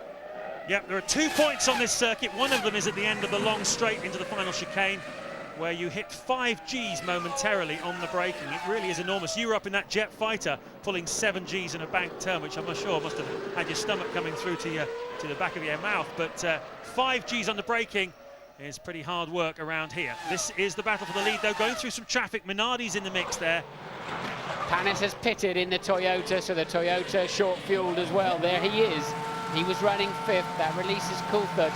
So the leaders are on lap 16. Panis is about to start lap 16. And look, they're finding their way through the back markers, through past the Minardi, and they're working the traffic well, the pair of them. Kimi Räikkönen is up to 11th place, but the bad news for him is the margin to the leaders has doubled in the last 4 or 5 laps. He was within about 20-odd seconds of the front two. Now he's 53 seconds behind the race leader. As we look at a replay of Trulli, who's had a hugely incident-filled race already. Just looking at another incident. Yes, just looking out of the window, Michael misses the chicane. This is Montoya. He misses the chicane. And just a few seconds ago, Michael Schumacher missed the chicane there. That's why he's fallen back a little bit. As long as you don't lose or gain, sorry, as long as you don't gain a place by going through there, you get away with it. He should not be penalised. And also, he didn't really save a place by going through there. He just basically outbraked himself. But I think if they went charging through there every time, you find yourself half a second. Louise? Yeah, I'm down in the BAR garage at the moment, as we just saw Jacques Villeneuve having all sorts of problems with his brakes. The team, as you can probably see, have just brought him in again. They're going to bring the car into the garage and have a further look at those brakes, see if they can correct that problem once and for all. But obviously, this is going to cost him a lot of time. Yes, and continuing his bad luck at this racetrack. What's happened there is his brake fluid will have boiled. That heat dissipates into the caliper and into the fluid, and you get bubbles in there, and it takes forever to get that out. That's a big job to sort his brakes out. And you'd have to be wondering where Jenson Button stands as well. Similar car, you assume they've got their biggest brake ducts on them, so Button may well suffer the same problem later on. D'Amata comes into the pits, thus confirming both Toyotas were running light on fuel. The Panis car had 16 laps worth, the D'Amata car had just 17 laps worth. And just looking at Jacques Villeneuve's race record here, it really is unfortunate. It's his home Grand Prix, and the only result he's ever had here was the first time he came here for Williams in '96 was second place. Since then, he's had 5 retirements and a 15th place. Not much to show from his home Grand Prix, and not today, once again, emulating the feat of his great father. 25 years ago, Gilles Villeneuve winning here for Ferrari, the first time we raced here at the Ile de Notre Dame circuit. This is the battle for the lead then. Look at the gap. Montoya has been able to cut down 8.7 seconds now to Michael Schumacher. Montoya coming back into the mix. Yes, he slightly was halted while he went through that traffic. We saw the two leaders going through, but he has brought the gap down from about 11 seconds to just under 9. So hopefully Montoya will come into play and make this a 3-way fight later on. There's a Jaguar just gone across the chicane in front of me here outside the window. It was Pit Zonia, but he's running down in 17th. Remember, we saw him nosed into the barrier at the hairpin, and he had to stop for a new front nose on a new front wing on the car. Villeneuve, it's showing, has retired from the Grand Prix on the computer. He sat in the car in the garage. I wonder if they'll try and get him some brakes back. Kimi Räikkönen comes into the top 10 then with the pit stop of D'Amata. Let's take another look at the start then, Martin. Not massively eventful. They went in. Michael Schumacher did get alongside Montoya though, didn't he? Yes, he did indeed, didn't he? Montoya getting a bit brave on the brakes into turn 1. Michael Schumacher probably thinking of his World Championship chances, and behind them they were fanned out 2, 3 and 4 abreast out of your view there. It's really head-to-head at the front, isn't it? Montoya's just had a very poor lap, a 19.2. So where the leaders did a 16.9, he's lost 3 seconds, and the lead and his deficit is now back to 11 seconds. Ted? Well, Martin, we've been saying that Michael should be able to go much longer than Ralf Schumacher, but I tell you, he's not going to be able to go that much longer as Williams actually come out for their stop. Ralph's been suffering with wear rates on his rear tyres, so they're going to have to try and adjust some of the pressures on his stop. That's coming up probably this lap or the next one. It's exactly what Michael Schumacher wanted. He's getting good returns from his Bridgestone tyres here this afternoon. Yesterday in qualifying, as Heidfeld makes a stop, it was all about Michelin. But today, you've got to say that Fisichella, Button, they're all going strongly on the Bridgestone tyres, and so is Michael Schumacher. No doubt about it. And if Ralf Schumacher does have to make a stop imminently, That's exactly what Michael needed. Yes, Ralph's just done a 16.6 for a new fastest lap, so it's Montoya then that's pitting first. As I said, his deficit was 11 seconds. He really could have done without that poor lap. Just one bad lap can spoil your whole afternoon, despite there being 70 of them. On the rev limiter, the speed limiter, that effectively turns into down the pit lane, and you coast into your garage of 21 men who are getting ready to change your wheels and tyres, top you up with fuel, and send you on your way. Nice wide pit lane here, and a solid stop for Williams. Webber's also in for Jaguar, slightly earlier than we expected then. This is lap 20 of 70, and we've got a Jaguar of Webber. We've got Montoya's made a stop. So at the front, Ralf Schumacher, Michael Schumacher, Alonso yet to make their stops. Coulthard hasn't stopped. Neither has Fisichella or Button or Raikkonen. They're all the heavier cars going into this Grand Prix. Fisichella's starting to look quite handy, you know, Martin, in 6th place. Jordan always tend to put a fair bit of gas in their car, don't they? And he's in the mix. He's right in the mix here. He is indeed. Raikkonen, unfortunately, has lost so much time as Ralf Schumacher, the leader, pits then and releases Michael Schumacher. This is working so well for Ferrari, and it's working well for Coulthard too. Ted. Yes, Ralf Schumacher comes down the pit lane. I can only see rear tyres out for Ralf Schumacher. I can only assume that they're just going to change the rears. Let's see. Hits his marks very well. That's right. The fronts stay on. Those Michelins stay on. No problems with the refueling, so just the rears change. He prefers the balance that way. We said that he was having wear problems. 8.8. Not a bad stop for the race leader. Yes, and of course it's always the fuel that takes, well, providing they change the tyres probably, it's always the fuel that takes longer. So they're not saving any time with leaving the fronts on. They just don't want to go through that period where the Michelins tend to grain and understeer. So Ralf electing, obviously this is not a high tyre wear circuit, it's quite a low grip surface. It's the rears spinning up that wear out a little bit. The fronts don't work so hard here, and Ralf then electing to keep with what he knows. Well, provided that was a scheduled stop, we certainly know that Ralf Schumacher took on about 60 kilos of fuel there in those 8.9 seconds that he was stationary for. That should get him about as far as lap 44 in this 70-lap race. Now, Ferrari are out in the pit lane. Is it going to be Michael Schumacher who moves past Ralf Furman and straight into the pit lane? Slick move there by Michael, and he comes a nice straight line into the pit lane. This is much earlier than we expected. Is it a tyre wear issue, I wonder? Or he hasn't really had the laps to capitalise on Ralf Schumacher coming in, so it's going to be touch and go to see which one of these two is going to be leading when Michael rejoins. It's what you'd call a first in two-stopper, really, a short first in two-stopper, I should say. He should be away something in the 8s. If not, it's not a great stop. It's not a great stop because that clearly won't refuel him to the end, and somehow or other that didn't quite work out, that one. So where's Ralf Schumacher? There he is, side by side, and it's done enough for Michael. He's not quite up to speed yet, but he's got enough to just do it. So that was, well, that was remarkable by Ferrari. Michael Schumacher's in-lap must have been pretty competitive to have made that work, and Ralf Schumacher must have lost a little time on his out-lap because his pit stop was almost 2 seconds slower than the Williams drivers, and yet he's still rejoined in front. Yeah, and that will be massively frustrating for Ralf. Indeed, Ralf lost some time, as you said, the out and the in-lap Louise with Jacques Villeneuve. Yeah, Jacques, obviously a break issue for you. The team obviously hoped that they could correct it. Did you think that they would be able to? No, I could feel there was a brake leak during driving. The pedal was just getting longer and longer during the brakes, and there before I came in the pits there was no rear brakes. Actually, I was doing all the braking on the front brakes, and at the end I just went to full travel, hit the metal with the pedal, and the car still wouldn't slow down, so it was time to come in. Fernando Alonso leads the Grand Prix then on lap 22. Not the first time he's led a Grand Prix this season, this young man who's making such a big impression on us. We haven't really talked about him today. We haven't really seen him much today. But the Renault has quietly been getting on with business. As we can see, Giancarlo Fisichella, second Jordan retirement within a lap. Yes, I think, again, that could be brake problems because I'm sure I saw a little fire in Ralf Furman's brakes. But both Jordans out, as you rightly say, on the same lap.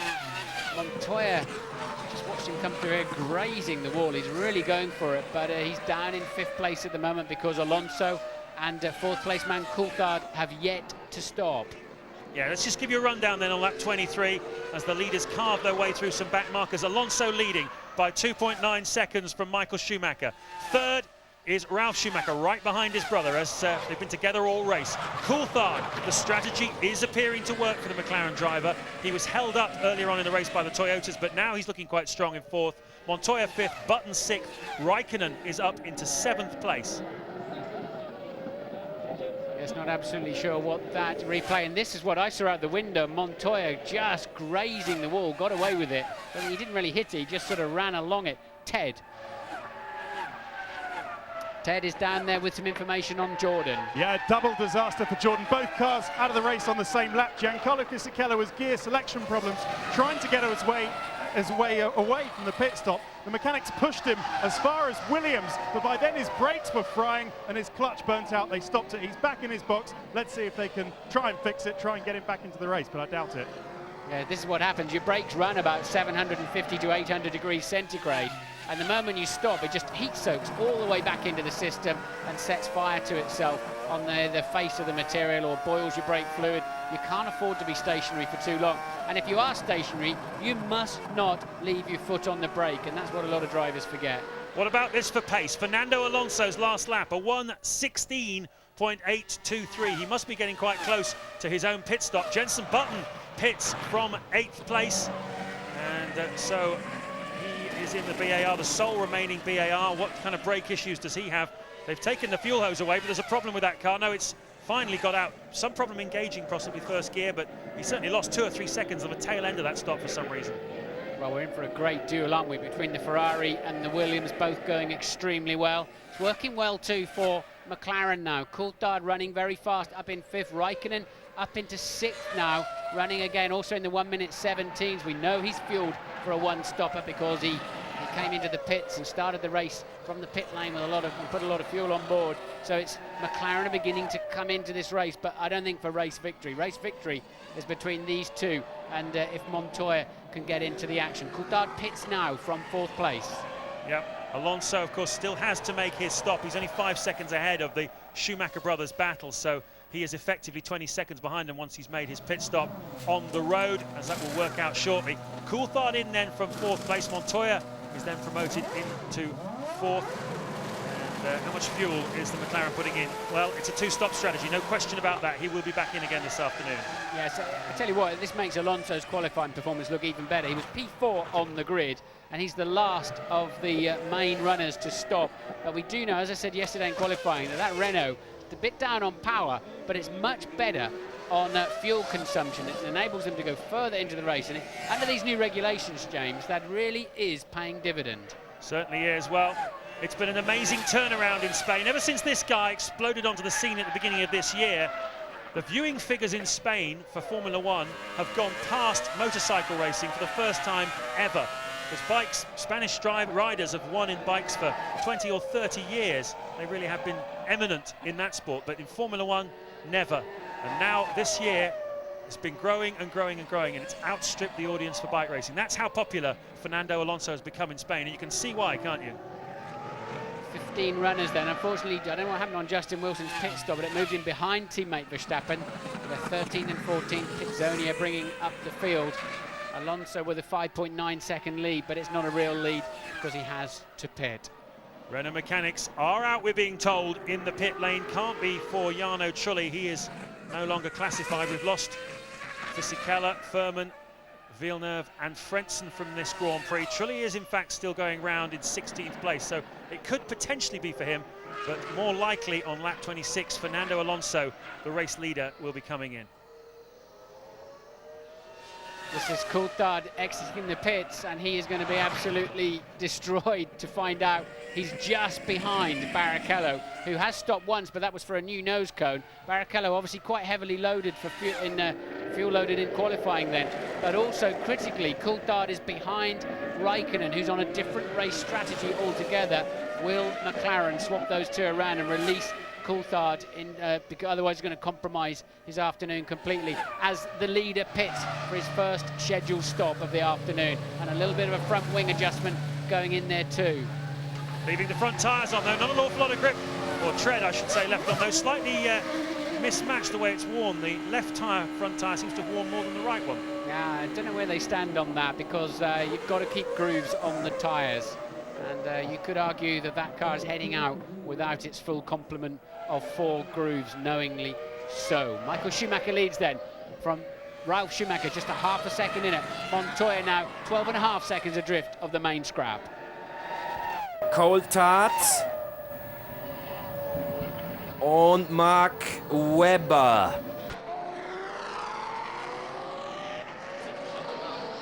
So, da sehen Sie jetzt, wer alles schon nicht mehr dabei ist. Das sind schon eine ganze Menge in der frühen Phase des Rennens. –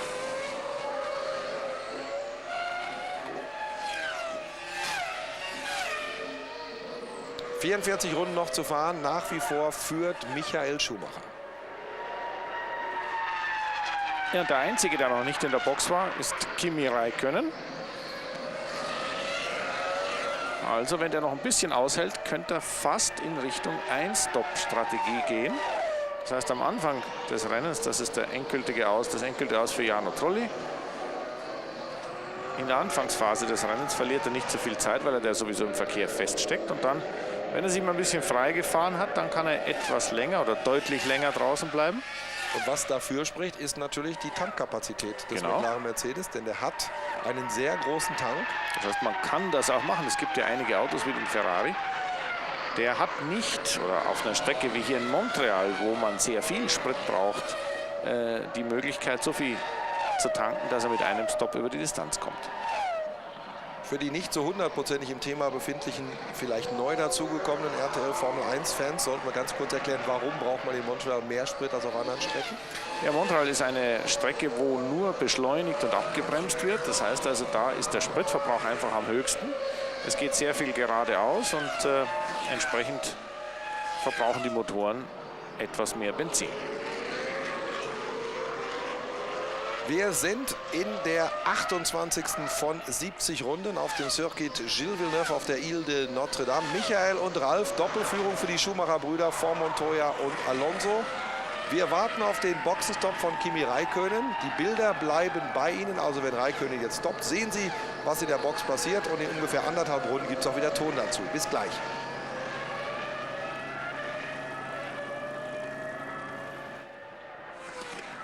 Aber wenn dann nach dem nächsten Stop die Reihenfolge, egal wie sie ist, festgelegt ist, dann...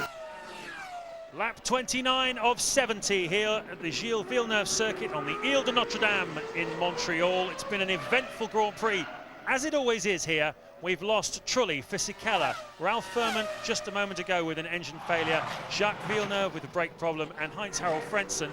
The battle is raging though at the front between Michael Schumacher, who now has the lead for Ferrari, having started third on the grid. Ralf Schumacher, who was on pole, has dropped down into second place. This is Juan Montoya. He was second in the early stages, spun down to fifth. He's fought his way back up now into third place. Fernando Alonso, who led briefly for Renault, is down to fourth. What about this, though? Kimi Räikkönen in the McLaren Mercedes started the race from the pit lane, now in fifth place and trying to minimise the damage that's going to be caused to his World Championship lead by having qualified so poorly yesterday. Michael Schumacher, though, sitting pretty at the top. Rubens Barrichello 6th, David Coulthard 7th, and Mark the last of the points-paying positions for Jaguar in 8th. So we have the Bridgestone-shod Ferrari with Michael Schumacher and the Michelin-shod BMW Williams with Ralf Schumacher, and there's absolutely nothing between the pair of them. We've seen each of them lead the Grand Prix, and neither can pull a margin on the other, and they're really giving it everything they've got out there, riding the curves, leaping off. Michael there on 2 wheels at one point, I think, just trying to break away, make a gap, but it's not going to happen at the moment, I'm delighted to say. Montoya, though, now 13 seconds adrift of this pair. Well, I've been conducting my own straw poll up and down the paddock this weekend, talking to various engineers from the various teams, saying to them, give me an overview of this season, give me an overview of the balance of power at the front in Formula One. And what they've all pretty much agreed is that the Ferrari car still has quite a margin over the rest of the field. The Williams has got stronger. They've managed to work out the secrets of this new FW25. They've made it more competitive. And McLaren have made the most of last year's car whilst still waiting for their new one.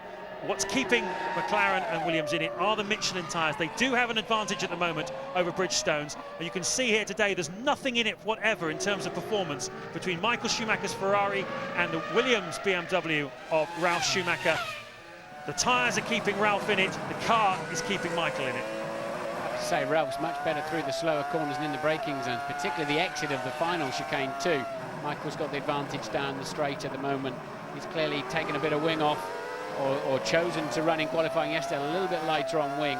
Gives him a great chance this afternoon then of maintaining position in terms of not too many people passing him down the straights, and he can be wide in the corners, but at the moment he doesn't have to be because Ralf can't quite get on terms. Kimi Raikkonen in 5th place at the moment, 14.5 seconds behind Fernando Alonso. He would dearly love to go away from here today with 3rd or even 4th place if he could. 5th at the moment, still not made his pit stop, Kimi Raikkonen, but he did put a huge amount of fuel in the car. Now that's last year's car, Martin, and David Coulthard got 50 laps into the Grand Prix last year with that car, so we're only on lap 31. Kimi can go a lot further yet as Pitsonia pits. Pitsonia is running 15th and last at the moment. That's the sort of stops we've seen this afternoon, isn't it? Schumi 1 and Schumi 2 then. Imagine it's Father's Day. Imagine if you were Mr. Schumacher Senior seeing your 2 boys out there. I know what it's like when I watch my son Alex in a kart race, let alone seeing your 2 sons leading a Grand Prix. But of course, he's seen that several times before. These 2 really have had some good fights over the years. We've often wondered if Ralf yields a little bit too easily to his brother sometimes, but here they've had some ding-dongs, no doubt about it, and both driving beautifully. How is Alex? Are these guys here, Alonso and Webber, got anything to fear in the near future?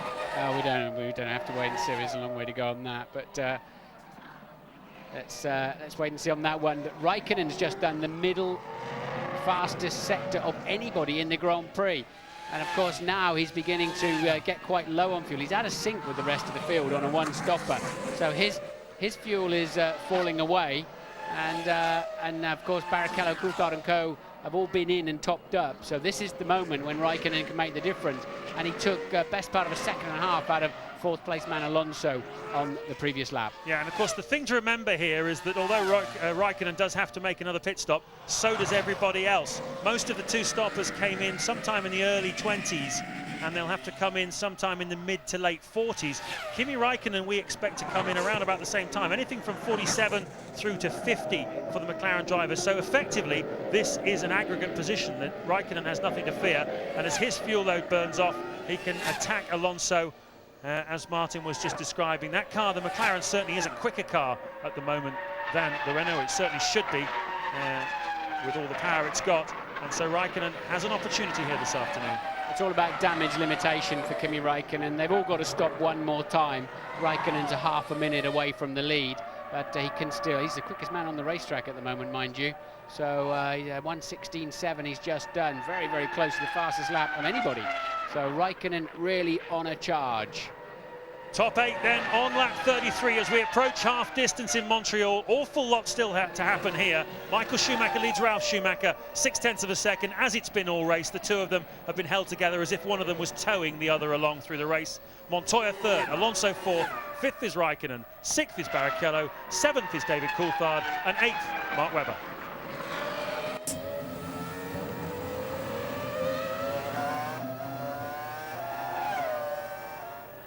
Hier tut sich nichts hier an der Spitze. Die Brüder fahren Formationsflug. Wie ein Herz und eine Seele. Gemeinsam um den Kurs.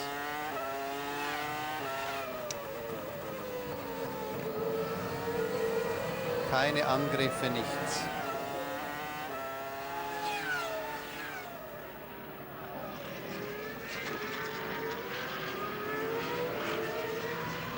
Gleich kann sich Raikkonen ist an der Box.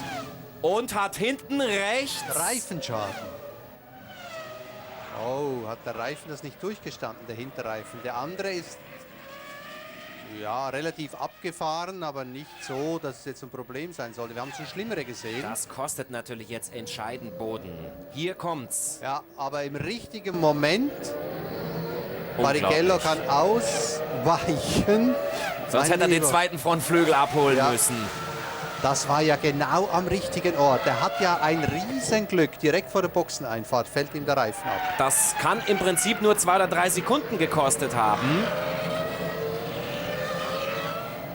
Eine unglaubliche Szene. Jetzt hat der Iceman auch das Glück, was ihm sicherlich gebührt, nachdem er hier so eine Aufholjagd geliefert hat.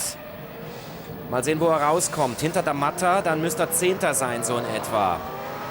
Ja, das war natürlich möglicherweise ein bisschen zu früh. In der 34. Wenn der Reifenschaden hier passiert wäre, im hinteren Teil der Ile Notre Dame, hätte er einpacken können.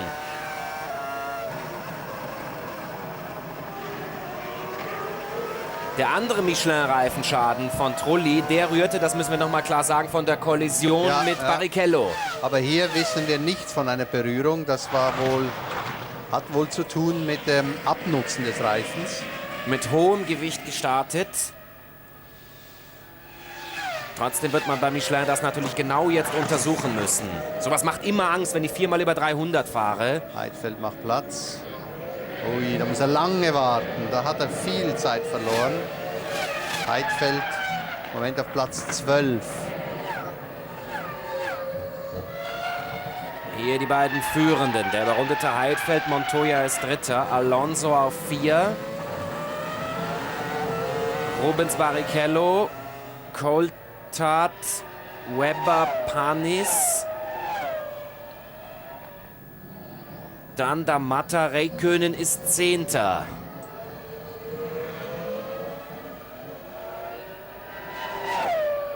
Die Tuchspitzung zur Füllung hat er verloren durch seinen Dreher, der Juan Pablo Montoya.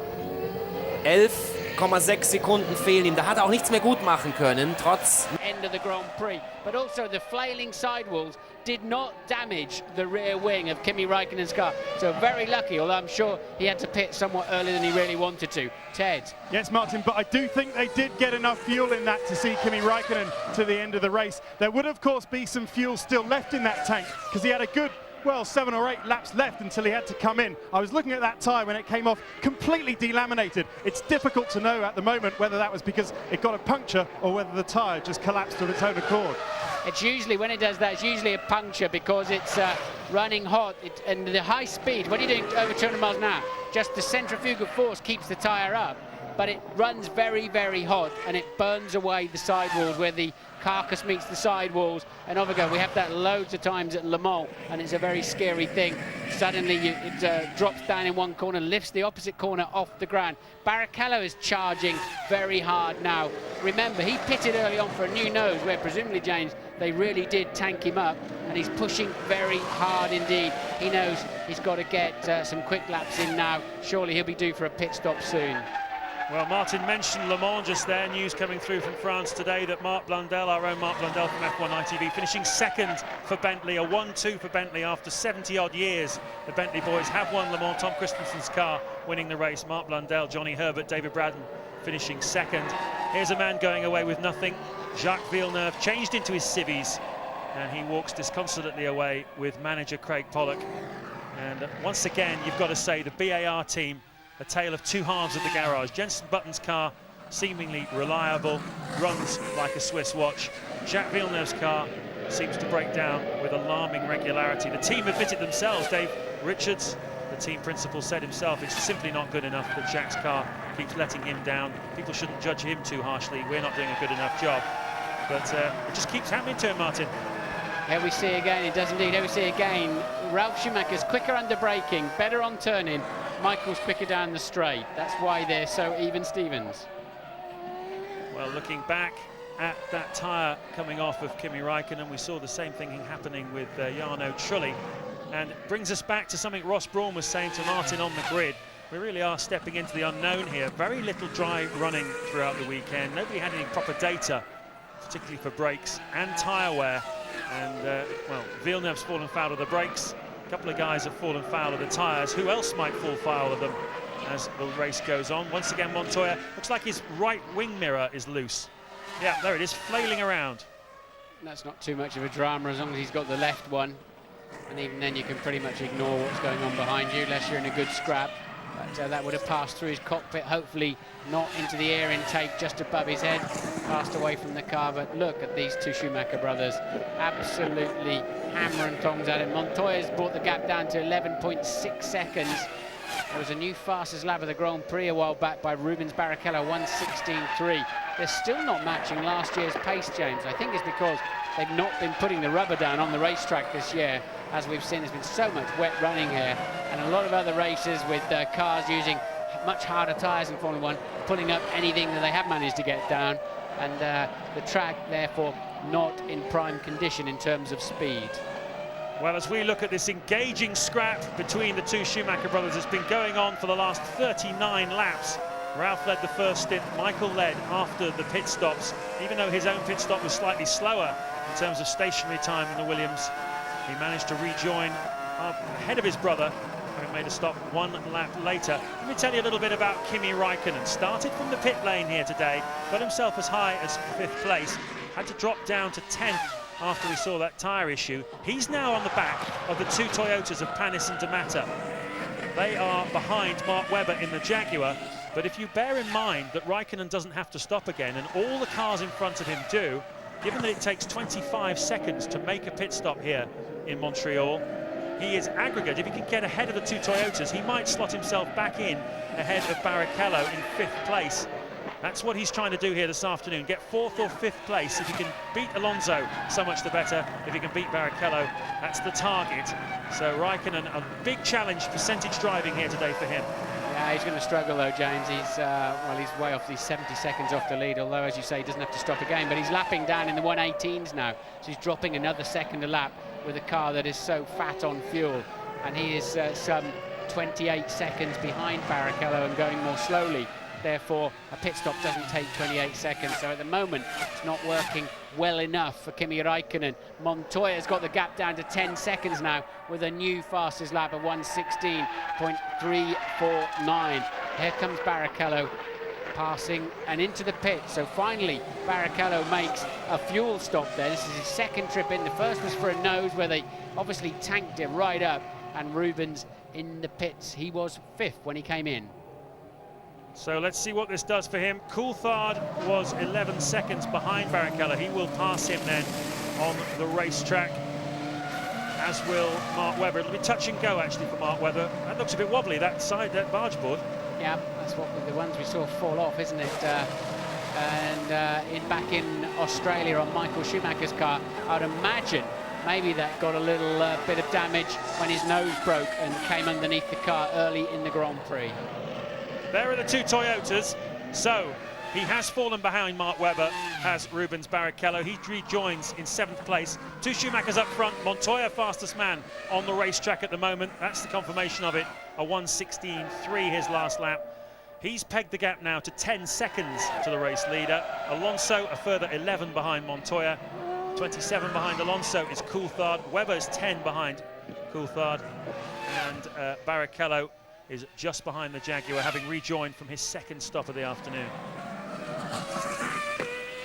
Trying to see if Montoya's mirror is still wobbling around there, isn't it, somewhere? There's the two leaders then. Montoya's got the gap down to 9.4 seconds, so he's having another charge. I think the two Williams are the fastest two cars on the racetrack, without any doubt at the moment. If Ralph could get out of Michael's turbulent air, I really think he's got the faster car. He's so much better under braking and turn in. And you saw the brake disc there glowing amber as they heat up into the corner. Well, they've got a calculation to do. They don't really want to bring Ralf Schumacher in and have him come out behind Fernando Alonso. Alonso currently in 4th place, and we know from the fact that he went long on his first stint that he probably will do again on his second.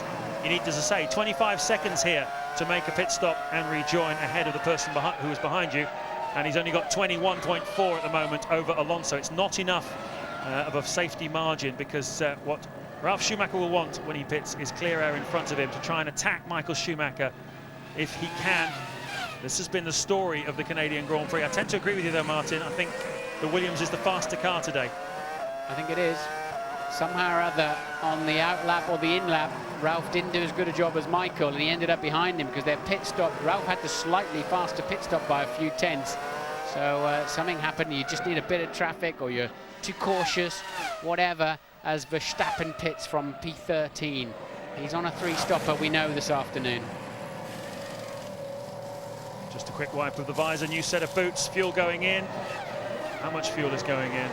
Now I think they've switched it to a 2 maybe. That's quite a lot of gas that's gone in on lap 42 to take him the remaining 28 laps in this Grand Prix. So probably a switch there from Minardi onto a 2-stop strategy for Jos Verstappen as the race leaders go hammering down this straight. 205 miles an hour under the Casino Bridge.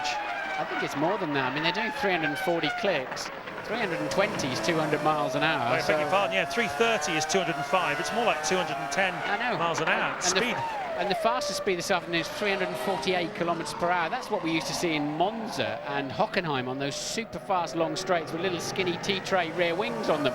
So I told you about the tailwind as I was on the grid, and that's really giving them a helping hand down the long back straight beside the boating canal that you can't actually see on the TV screens, but tremendously high top speeds. And I think that's because they're making these cars so efficient through the air now. But also, the wind must be the differing factor, because yesterday in qualifying, the fastest speed down that straight was 330 kilometers an hour, which is 205 miles an hour. So they're 18 kilometers an hour faster, just over 10 miles an hour faster down the straights today. Big wind, you can see it looking out of the window. It's rippling the lake, it's blowing the flags on the top of the Paddock Club. Here's a choice scrap then. The two Toyotas together, as they have been for most of the race. They've got a Minardi in the way of them. It's Jos Verstappen a lap down. Panis is 8th, De Matter 9th. I think Coulthard's got a problem. He's P5, but Coulthard is doing very slow laps at the moment. So we think there's an impending problem for David Coulthard as Panis pits from what was 8th place. Louise. Yeah, just a little update for you on some of the retirees. Heinz-Harald Frentzen, first man out, he had a transmission failure. We've heard about Jacques Villeneuve's brake issue. Giancarlo Fisichella, as we suspected, that was a gear selection problem. Thurman, engine failure. Jarno Trulli, well, where to start with him? It's probably easier to tell you what didn't go wrong. But ultimately, the team brought him in after his second puncture, really because they weren't sure what caused them. So it was a safety measure. Okay, thank you for that, Louise. As Louise was talking there, you saw that loose barge board James spotted in the pit stop coming off Barrichello's car. That'll hurt his handling a little bit. There it is, missing. And everybody managed to swerve around it, with the exception of Cristiano De Matter, who hit it with the Toyota. And you can so easily pick up a puncture. The tyre's heavily loaded at 180 miles an hour. If you hit something hard, it doesn't have to be that sharp, it can often damage your own tyre. So Barrichello then running at P7 at the moment. And Coulthard's done another slow lap too. He's back in the 1 minute 20s now, 3-4 seconds adrift. So we don't know what his problem is, but he's not fast. No, he certainly isn't. He's got Mark Webber bearing down on him now, the Jaguar driver. In fact, has got past him. Webber up into 5th place, unseen by us. But Mark Webber has got past David Coulthard and is now in 5th place. So a problem for him. Problems also then for Rubens Barrichello. You can see that barge board is missing. Was it Australia when Michael Schumacher lost a barge board about early stages of the race? And he lost both of them, didn't he? Lost both of them, didn't he? When he had a little trip across the grass and damaged the stays on them, damaged the support. So the two leaders then coming up. This will give Michael Schumacher a bit of a wry grin, won't it? Coming up to lap Kimi Räikkönen. And Räikkönen, with the blue flag situation, will just have to leap out of the way and say, after you, sir. His only option. There's a Minardi first, but Räikkönen lapping down in the 18s now. There's a Minardi just gone past and pitting. That'll be Wilson for what should be a scheduled stop. And look, this is Ralph then. The Minardi's between him and Michael at this stage. Next in line then is 9th place man Kimi Räikkönen to be lapped. There's Wilson taking on the fuel. Räikkönen running wide at the hairpin to allow the two race leaders through. Ralf Schumacher doesn't seem to have got a very good drive out of the hairpin. He's lost quite a bit of time there to Michael Schumacher. Somehow it's going through the traffic there. Räikkönen pulls over to the left to allow Ralf Schumacher to through, and it's a hard knock for Kimi Räikkönen here this afternoon. He got himself up starting from the pit lane with a full tank of fuel. He got himself up as high as 5th place. Then he had that puncture and that tyre problem. It's dropped him down to 9th place. And he just got passed by the Minardi coming out of the last corner. Räikkönen, I was going to say, you were talking at the time, Joe, he was so polite coming down that straight. He pulled over to the right, picked up all the rubbish off the racetrack, and when he got to the chicane, he could do nothing about it. This is 3rd place man Montoya. He was then 7.8 seconds adrift of the leaders. He's still got a chance of catching the Schumacher battle. He's made his stop. We haven't had a safety car here. I mentioned at the top, we've had 6 safety cars in the last 7 years here in Montreal. Amazingly, 46 laps in, no safety car incident. Let's hope we don't have one. But certainly something like that is really probably the only hope, I think, for Juan Montoya now, unless these two come across some kind of unexpected problem or get tangled into each other. Montoya has tried valiantly to make up for his mistake at the start, where he had a spin coming through the final corner. The first couple of laps dropped him from 2nd down to 5th. He's managed to fight his way back up again. He's currently running 4th behind Fernando Alonso. You can see, is it the wing mirror? Yes, it is the wing mirror, just bashing, as it has been for some time, on the side pod of that Williams. As second place, Ralf Schumacher comes in the pits. This is lap 47. Ted, take us through it. Okay, Ralf Schumacher comes down. Remember, Michael Schumacher fueled longer for this stint, so he can go on for another 4 laps. That's going to be critical in this fight. They're changing the rear tyres. They're not changing the front tyres, James, are they? No, those tyres will have been on for the entire race. That's incredible, because he didn't change them in the first stops. I hope they don't explode like the Michelins on Raikkonen's did. Yes, well, low tyre wear here on the front. As long as you're not blocking them under braking, they will serve you well through the Grand Prix. But I tell you what, it was a bit nip and tuck with the fuel nozzle coming out and the car moving away. But that's what they've got to do this afternoon if they're going to win this race and leapfrog past Michael Schumacher. But this traffic is very bad news for Ralf, even though they've got to get out of the way with the blue flags. Hopefully the marshals will spot that. They'll be getting instruction from Charlie Whiting and Herbie Blash up there in race control. Now the blue flags are waving. The Toyota has got to get out of the way fast. But it's crucial. Ralf again having a poor outlap then. And he has again fallen behind, as you can see now on your screens, Fernando Alonso in the Renault. So Alonso up into 2nd place, and he ran a much longer first stint than the Williams drivers. So a battle there for Ralf Schumacher if and when he catches in. Mark Webber from 5th place pitting. Coulthard then has been promoted. Webber's dropped back down to 7th. 8th place now. Kimi Räikkönen has got past Webber. Button has got past him as well. Mark Webber rejoins in 9th place, just outside the points. We haven't really talked, Martin, about Jenson Button today. Racing with a twinge in his back after that nasty shunt that he had at Monaco on the Saturday morning. Didn't race or qualify in Monaco.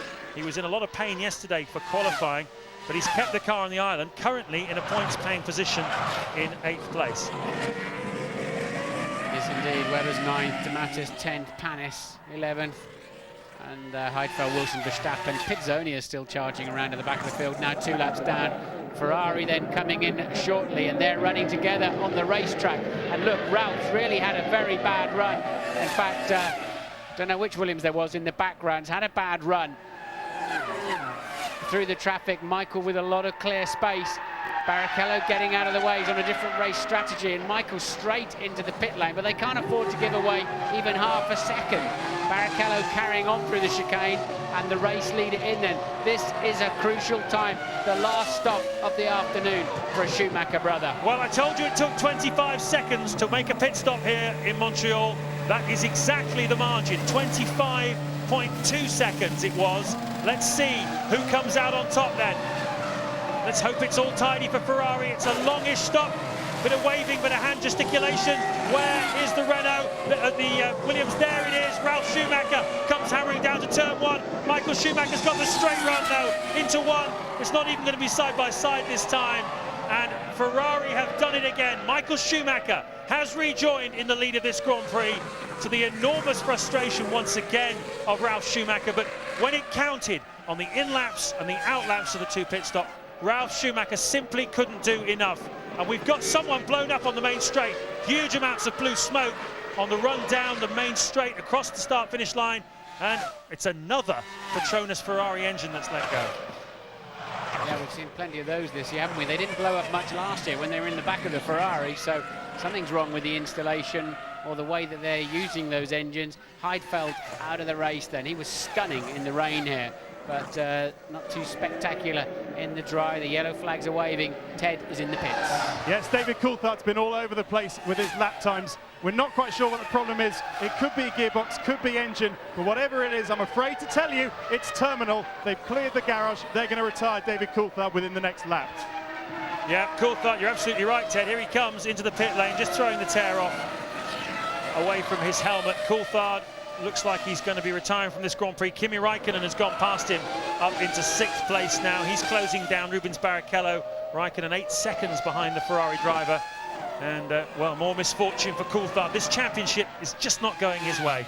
No, I suspect it's not brakes. We'll have to wait and see. But if it is brakes, they shouldn't have put him in the garage, really, because they're going to catch fire. So I suspect it's engine or gearbox related. We'll have to wait and see. That's, of course, if they will actually tell us.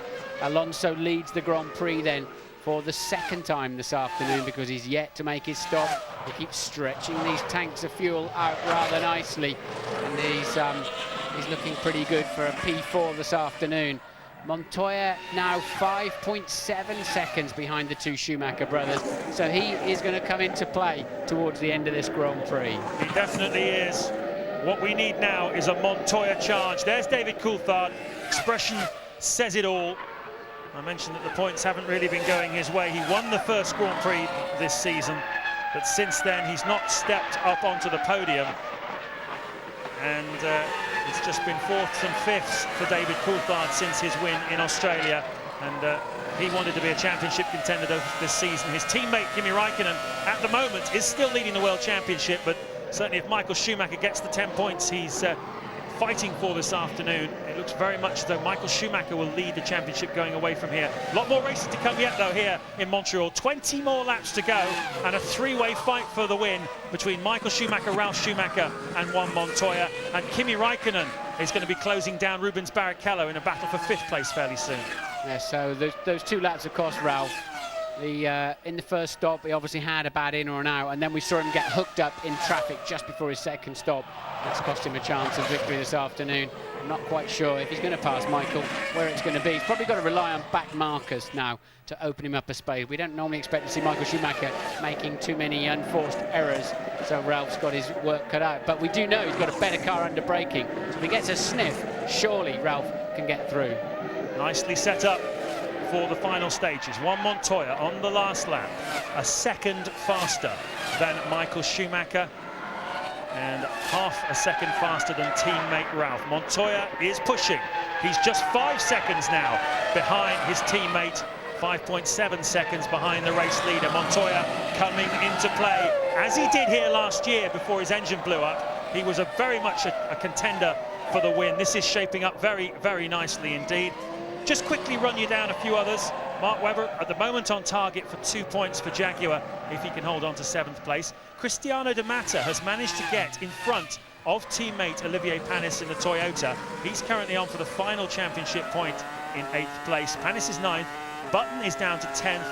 Wilson in 11th for Minardi. He'll be very, very pleased with that performance as the Ferrari there just sides past the slower car. Verstappen 12th and Pitsonia 13th, the last of the classified runners at the moment. Yes, I think that was Wilson just going 2 laps down as the leaders pass through. They're still lapping in the 60. They've still not matched last year's 1:15.9 for a fastest lap, so the track still just generally rubbering in. It's not in optimum condition for very quick lap times. And look, once again, Ralph's so good in the slow corners. And Michael, you get that concertina effect in the slow corners, but Michael then with the straight line speed advantage, which we didn't really spot in qualifying, James. And no, because it wasn't there, that's no, right. It wasn't there, that's exactly right. Looking at the speed trap times, Montoya fastest, as I said, 205 miles an hour. Michael Schumacher was only a couple of fractions slower than him, but still nothing like the kind of speed that we've seen here this afternoon. Fastest man on the racetrack, though, is this man, race leader for the 3rd time this afternoon, Fernando Alonso. Renault once again have surprised everybody with their strategy. It's not a winning strategy, but then he didn't start from a winning grid slot. He was 4th, and the moment running in at the front, but he will be mainly focused on trying to attack Juan Montoya. At the moment, it does look as though Fernando Alonso, once he's made his 2nd stop here this afternoon, will slot into 4th place. A safe fourth place, well ahead of Rubens Barrichello. But another strong day for Fernando Alonso. He's a very handy kid, this one. You're going to be hearing a lot more about him into the future of Grand Prix racing. Solid performances, all types of racetracks. And now Montoya is just 3.8 seconds adrift as we've got another mirror hanging off the side of a Williams. So it's left-hand mirror for Ralph, right-hand mirror for Montoya. Alonso leads the Grand Prix, but will be stopping shortly. We'll be back. Dann ist die Kamera schuld. Sind wir schuld? Okay, da sind wir wieder ganz ruhig.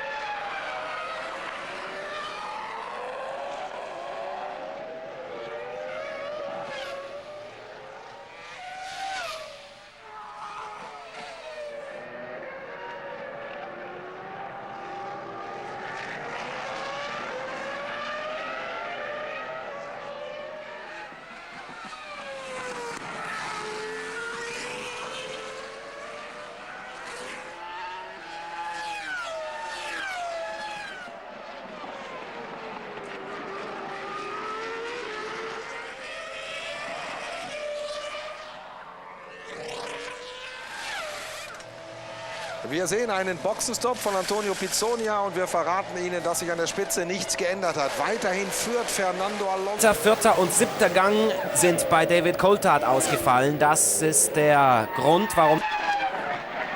15 to go here in Montreal. Fernando Alonso leads for Renault. He's 10 seconds ahead of Michael Schumacher with Ralf Schumacher third. Alonso comes into the pit lane as if on cue as we follow him. This will drop him back down into fourth place.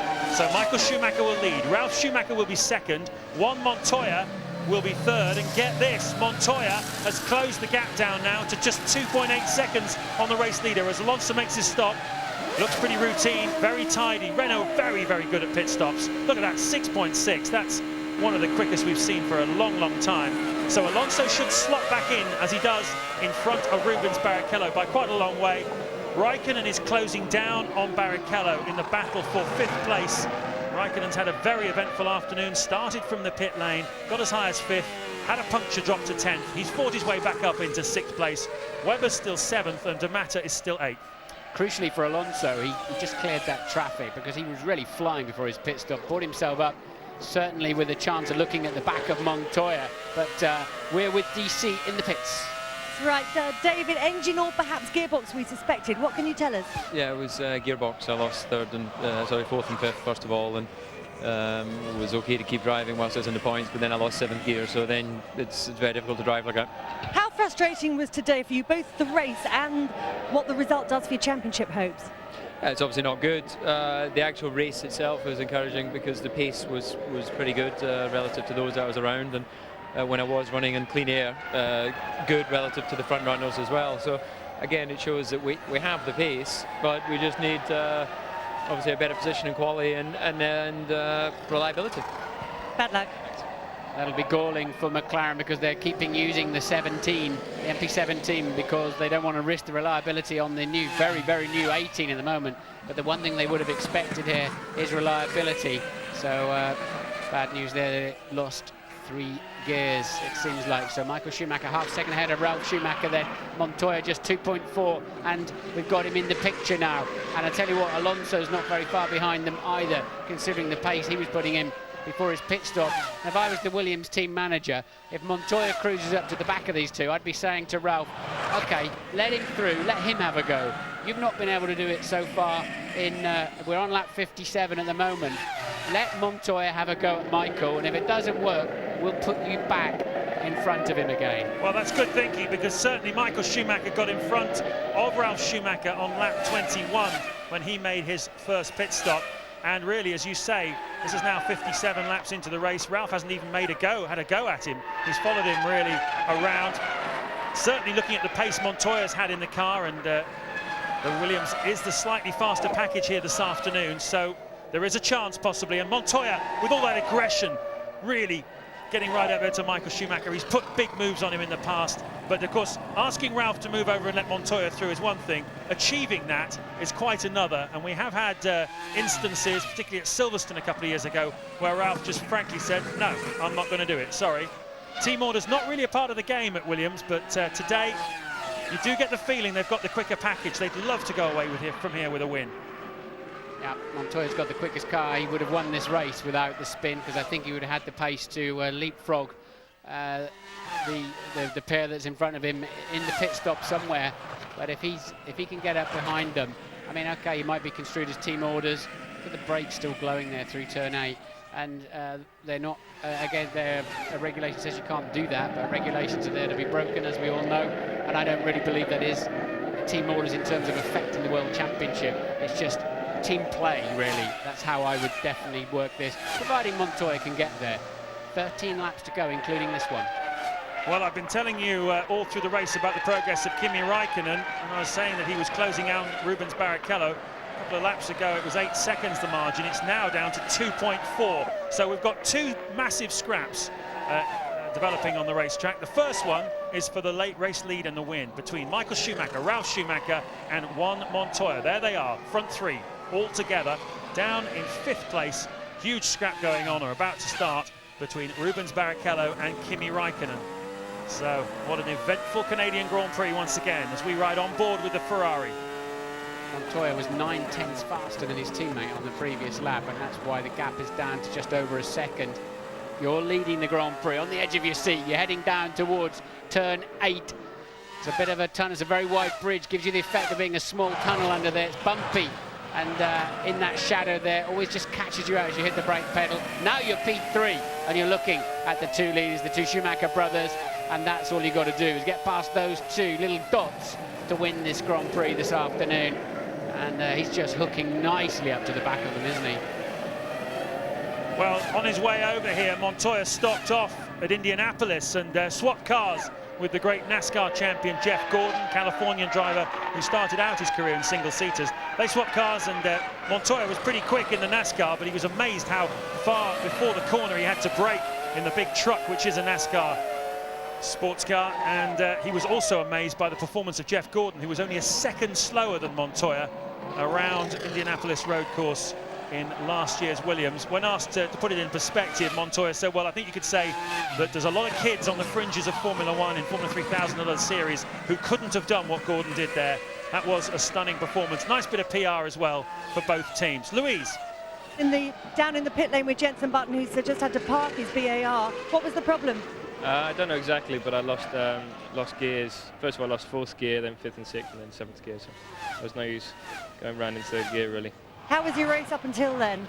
The first stint was a little bit hard because we were stuck in traffic, but yeah, it wasn't too bad. The car wasn't handling like I'd like it to. We had a huge amount of understeer in the low-speed corners, which is losing me a lot of time coming onto the straight, so it was impossible to pass anyone.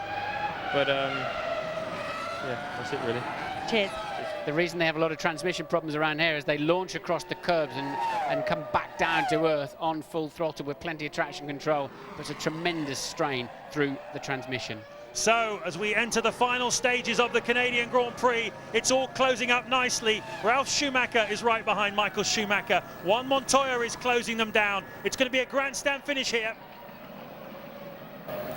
Ui, Montoya fightet sich da noch vorbei. Das war jetzt wichtig, ja, dass er da den Anschluss halten kann. Allerdings für sein Rad war es nicht besonders gut. Bei dem fehlt der rechte Außenspiegel, bei Ralf Schumacher der linke Außenspiegel. Deswegen sind sie aber nicht gehandicapt, die spiegellosen Williams. Spiegelbild des Rennens. Außer Ralf, wenn Montoya versucht anzugreifen, dann wird er sagen, ich habe ihn nicht gesehen.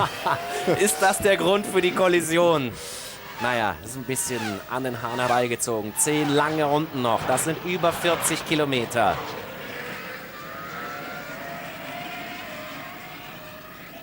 Montoya mit einem fantastischen Schlussabschnitt schießt sich da wieder an die Spitze, an die Spitzengruppe heran.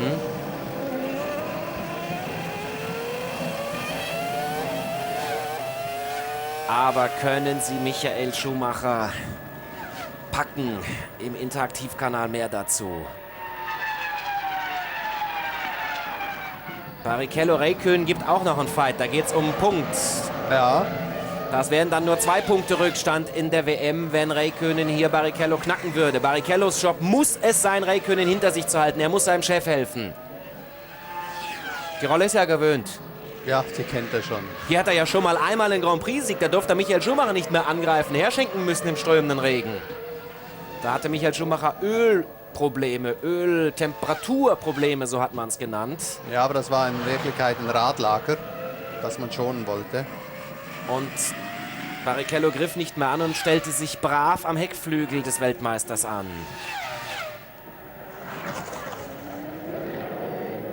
Meinetwegen könnten wir mehrmals im Jahr in Kanada fahren, wenn wir immer solche Rennen sehen. Diese ganzen Crashes der letzten Jahre, das braucht man nicht unbedingt. Aber heute war richtig was geboten. Und wir wissen immer noch nicht, wie es ausgeht. Achtung. Hier ist das Überholen gefährlich, weil wir haben da gesehen, wie viel Gummi und Dreck liegt.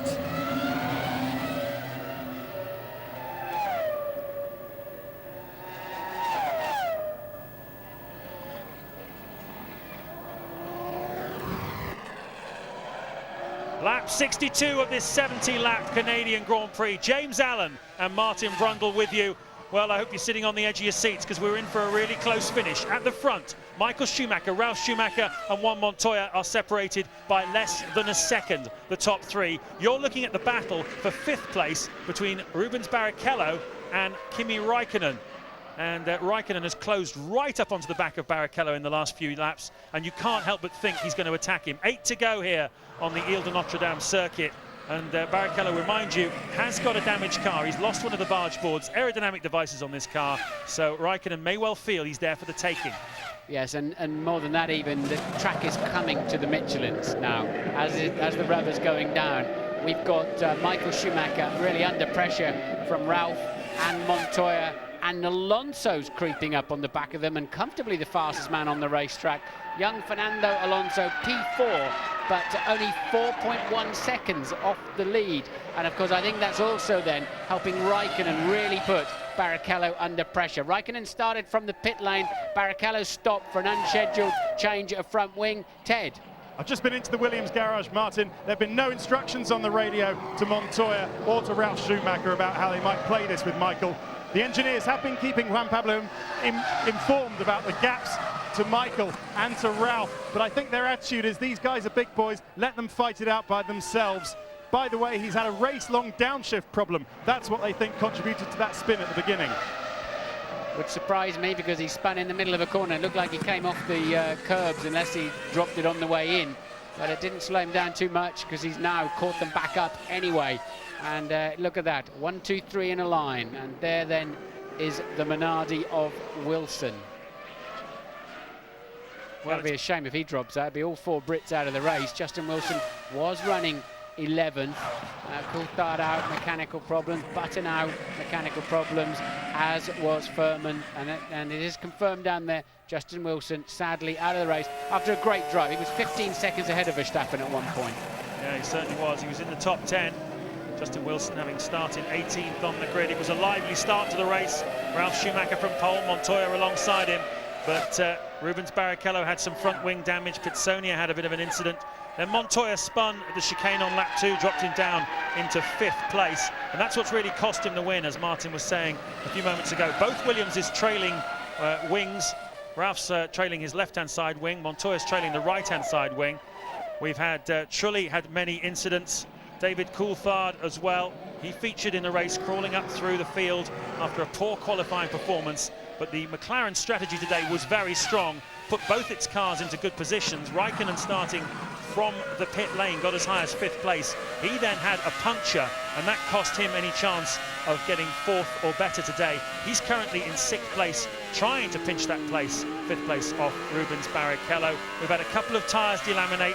We've had 1 or 2 spins. We've had all sorts of incidents. Just 12 cars, 11 cars I should say, still running on the racetrack. I'd love to see Alonso getting amongst this lot. They're cruising around now. They're not really having a go. Not as hard as I thought they would be. And as you say, well, it's mirrors that are trailing off the Williams. Michael's got it under control at the front. And look, little Alonso just cruising up behind him, taking chunks out of them every lap. What can he do now? He's got the fair. He doesn't have the straight line speed to do anything, but he's certainly got the lap speed to worry the one mirror that's left on Montoya's car in the right position. In the land of the blind, the one-eyed man is king. It's never truer than the Williams team, I think. Just one mirror to look out of. It's a fantastic spectacle. Looking out of the window here, the top 4 all flashing down the pit straight all together. 1, 2, 3, 4. It's like a Formula Ford race entering the closing stages. Who's going to have a go? Who's going to attack the car in front? As Martin says, the Renault is the one with the least straight line speed. Fernando Alonso at the tail there. He's giving away about 10, 12 miles an hour down the big long straight to the cars in front of him. He's going to have to do it on sneaky, isn't he? He's going to have to do it somewhere under braking. Just put his car in a position that says, I'm coming through. What are you going to do about it? Certainly he and Montoya, 2 of the most aggressive racing drivers in Formula 1 at the moment. Good fights then with all 6. D'Amata's Toyota pulling out of the Grand Prix. D'Amata was running 8th, so he was in a points-paying position there. Luckily for that team, Panis was 9th, so he'll move into that point-scoring position. Well, it's good news for Toyota. They're going to hopefully go away from here with something.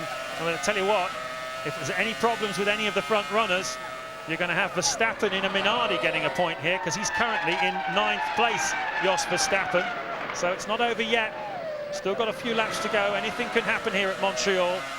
And if any of these 4 get amongst each other, who knows what might happen. Come on, somebody, have a go. Alonso shaping up on the back of Montoya there, but nowhere near close enough to have a go. But he's certainly close enough to worry him. And unfortunately, Montoya's just hunted them down. Now he's got there and he got into the turbulent air. He can't do anything with it.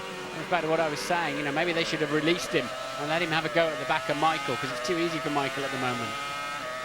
Yeah, pressure is the key. Michael's been soaking it up, really, ever since lap 21, when he took the lead of this Grand Prix after basically trailing his brother Ralph for the first 20 laps. Ralph made the first pit stop, but his in-lap for the pit stop and his out-lap from it was slower than his more experienced brother, who knows that he's won races in the past by being strong around the time of the pit stop. It wasn't just the mechanics who, in fact, on the Ferrari side, was slower in that stop than the Williams guys. It was what the drivers did that made the difference here today.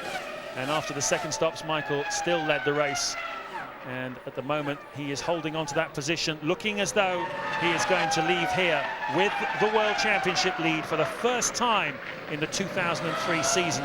Kimi Raikkonen is set to get 3 points for 6th place at the moment, unless he can get past Barrichello and make that 4 points.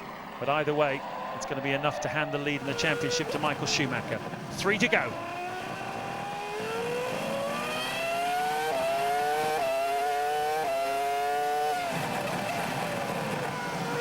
Nice onboard action, as we've had all afternoon from Montoya. Rear facing now, looking back to Alonso in 4th place. Now facing forward, that's Ralf Schumacher in front of us, Michael Schumacher in the lead. That's how close it is. Yeah, so Michael just edging away now. As he said, Raikkonen's led this World Championship since back in Malaysia on the 23rd of March. But surely he's going to lose it this afternoon now. Michael just pulling 0.7 of a second out on the pack. And it's stalemate, isn't it? Nobody can make a move at the moment. That's the trouble with these aerodynamics now on car. You can't forget what you know. They can't suddenly forget all about how to make the aerodynamics good. Makes the cars supremely fast, makes them grip well. and they do take your breath away when you just see them coming towards you. And just see them turning into the corner, especially if you're live. And I hope you're buying your tickets for the British Grand Prix, because this championship is going to be oh so close all the way through the summer. Yeah, and in fact, Silverstone was mentioned today by Ron Dennis, the team principal of McLaren, as being the race at which we're likely to see the debut now of the new McLaren MP418. It's been testing in the hands of the race drivers. It's still a little bit fragile, but the feedback, or the word on the street, is that it's a very, very quick car indeed. And certainly they can't come soon enough for the McLaren team. Today, they're only going to score points with one car, Kimi Raikkonen. They're going to lose the lead in both championships. And they need the new car to come on stream as quick as possible. Silverstone, still a time away though. We've got Nürburgring and Magny-Cours between now and then. So Williams are coming to the fore. As you can see, they had the fastest car here this afternoon, but it's just the wiliness, really, the craftiness and the skill, I suppose, of Michael Schumacher that kept his car and engine and tyre package in front of the superior on the day, Williams. Yes, I think overall Williams will go home second and third, front row of the grid. They'll think, not bad, but I'm sure Frank and Patrick, they're winners, and they will feel they could have won today's Grand Prix. They're closer than ever as they go across the start-finish line. We've got a very slow car. It's the Pitsonia's Jaguar just coasting along the start-finish line. And this is lap 70. And it's hard to see how anything's going to happen here. Final lap of the Grand Prix. Anybody going to have a bit of a Formula Ford moment, do you think? I don't know where it's going to happen, that's the problem. Unless Alonso gets a much better run out of turn 9, he looks the only one most likely to at the moment in terms of having a go. But I don't think he's got the straight line speed to do it, and Montoya's not exactly scared of going wheel to wheel either. The mechanics are rushing across the pit lane, I can see out of the window here, and it's going to be yet another victory for the great Michael Schumacher. This will be number 68 if he can get it to the end of this lap. Just a few more corners to go then into the hairpin for the final time. The gigantic crowd standing up, applauding all four of these men who at various times have figured prominently in this Grand Prix. Three of them have led it. Juan Montoya had a chance to win it, but he had the spin very early on, which dropped him from second place. Here's Alonso's last chance coming down the straight. He hasn't got the straight line speed. And through the chicane for the last time goes Michael Schumacher. He takes his 4th win of the season, his 6th victory here in Montreal. And it's really a Michael Schumacher day. You can see how much it means to him, because he knows he beat on the day a stronger car. As Martin said, his 68th Grand Prix victory, 49th for Ferrari. And for those of you who are statistically minded, we've got a very interesting thing in prospect now. He's just 1 point away from the magic 1,000 World Championship points in his career. And he's 1 win away from 50 with Ferrari. It's been a remarkable career for Michael Schumacher. It's still going strong. Here, though, is Rubens Barrichello, who seems to have dropped Kimi Raikkonen, who was right behind him at the end of the previous lap. Yeah, he's dropped back. He's a couple of seconds behind now in 6th place. So he loses his World Championship lead today to Michael Schumacher. And he will think as well about what might have been. He was fighting strongly before a puncture dropped him from 5th down to 10th. Rubens has struggled home in a car which is missing its barge board, as you can see on the left-hand side, but a terrific race, very, very close. Yes, so 5th for Barrichello, then Raikkonen is really taking it easy, but will take 6th place. Mark Webber will score 2 more World Championship points for 7th, and Panis will get his 1st point ever for Toyota in 8th. Mal abends zu sehen. Das lohnt sich doch, oder? Ja. Und der Kerl hatte wirklich noch gleich der Rest eröffnet. Die letzte Runde von ihm war eine 16:9. Da hat er nochmal richtig zugelegt. Was wieder mal zeigt, dass er sich nicht hat verrückt machen lassen, seine Reifen versucht hat instand zu halten, damit er kontern kann, falls ein Angriff kommt. Eine souveräne Vorstellung beim Insel Grand Prix. Der war nicht so in Schwierigkeiten, wie wir geglaubt haben, sondern hat einfach gesagt, ich muss meine Reifen schonen. Wenn einer angreift, habe ich dann noch gute Reifen und ich lasse mich jetzt nicht ins Verderben hetzen. Michael Schumacher muss 2003 hart für jeden Grand Prix-Sieg fighten. Es ist der 4. in diesem Jahr zwar schon, aber sie sind ungleich enger, sie sind ungleich knapper und deswegen ist auch die Befriedigung größer. Das Jubeln ist viel ekstatischer. Ja, wenn man so gewinnt, genau. so knapp, mit Anstrengung. Und es ist eine wirklich sehr, sehr langsame Auslaufrunde, in der der Champion hier Standing Ovations entgegennimmt und das Ganze genießt.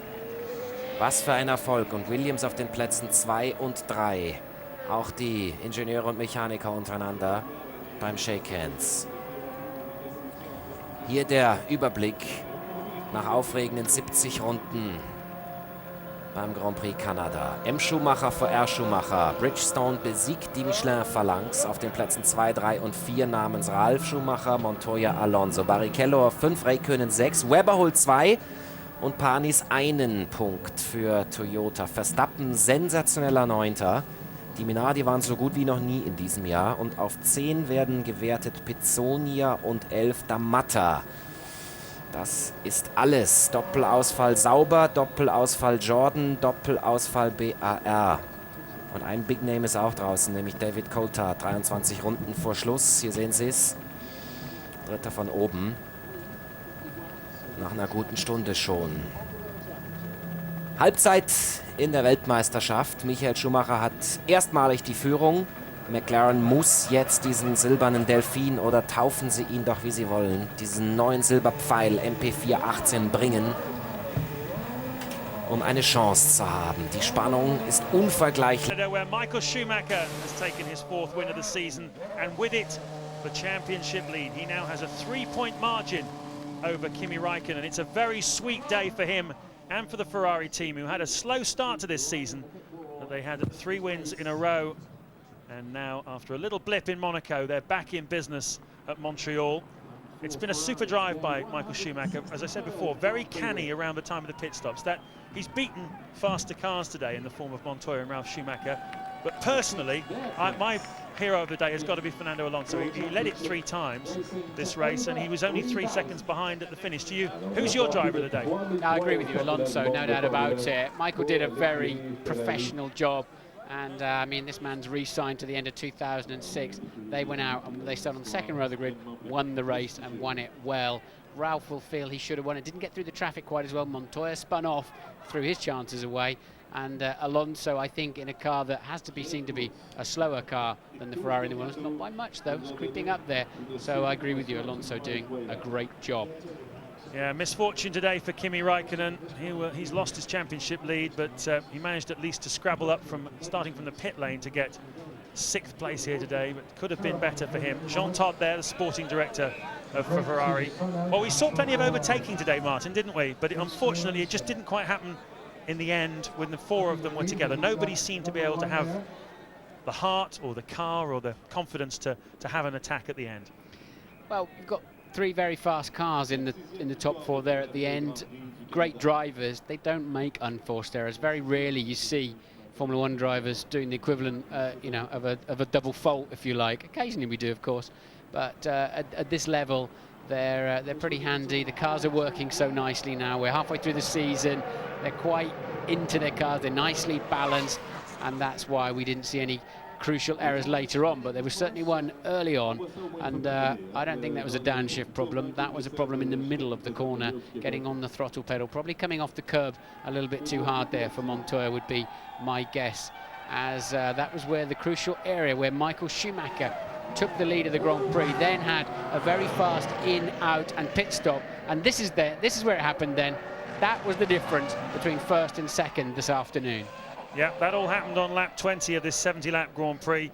And from there, Michael Schumacher able to soak up the pressure from Ralf Schumacher, who never really had an attack. And now here he is on the podium, the characteristic jump from Michael Schumacher. Huge crowd of Ferrari support here.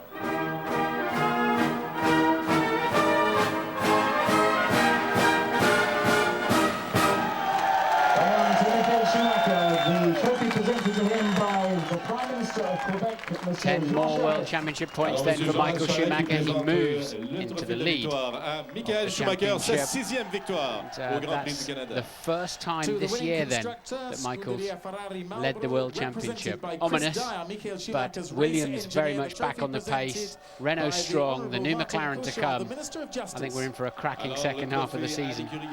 Chris Dyer there, race engineer of Michael Schumacher, Australian. Came under a little bit of pressure at the beginning of the season when Michael wasn't getting the wins that have become so customary for him, but he's a pretty bright guy, and he's obviously done the business here today.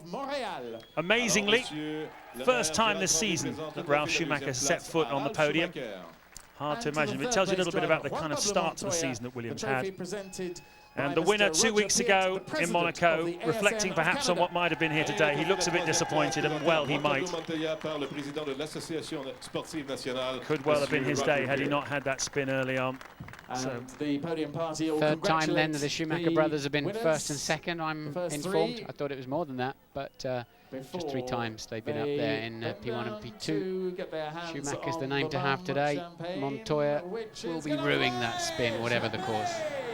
So the news from Montreal is that Williams are back in business. Michael Schumacher is back in business at the top of the World Championship. The next instalment is this amazing drama of the 2003 season at Nürburgring in 2 weeks' time. Make sure you're there, because I can't wait. Thank you, James. Thank you, Martin. A familiar face returning in Coronation Street next as Formula One's most recognisable driver takes the lead in the championship. We'll be right back with the views of Alan McNish and Tony Jardine.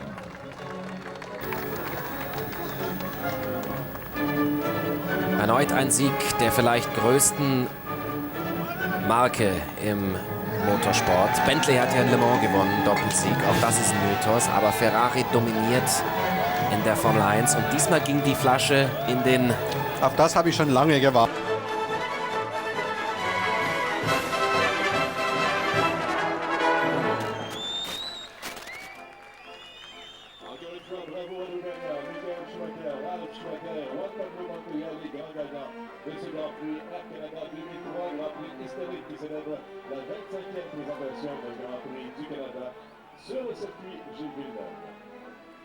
Et oui, on croirait que les gens de Ferrari, que Michael Schumacher s'habitueraient après 299 points en carrière.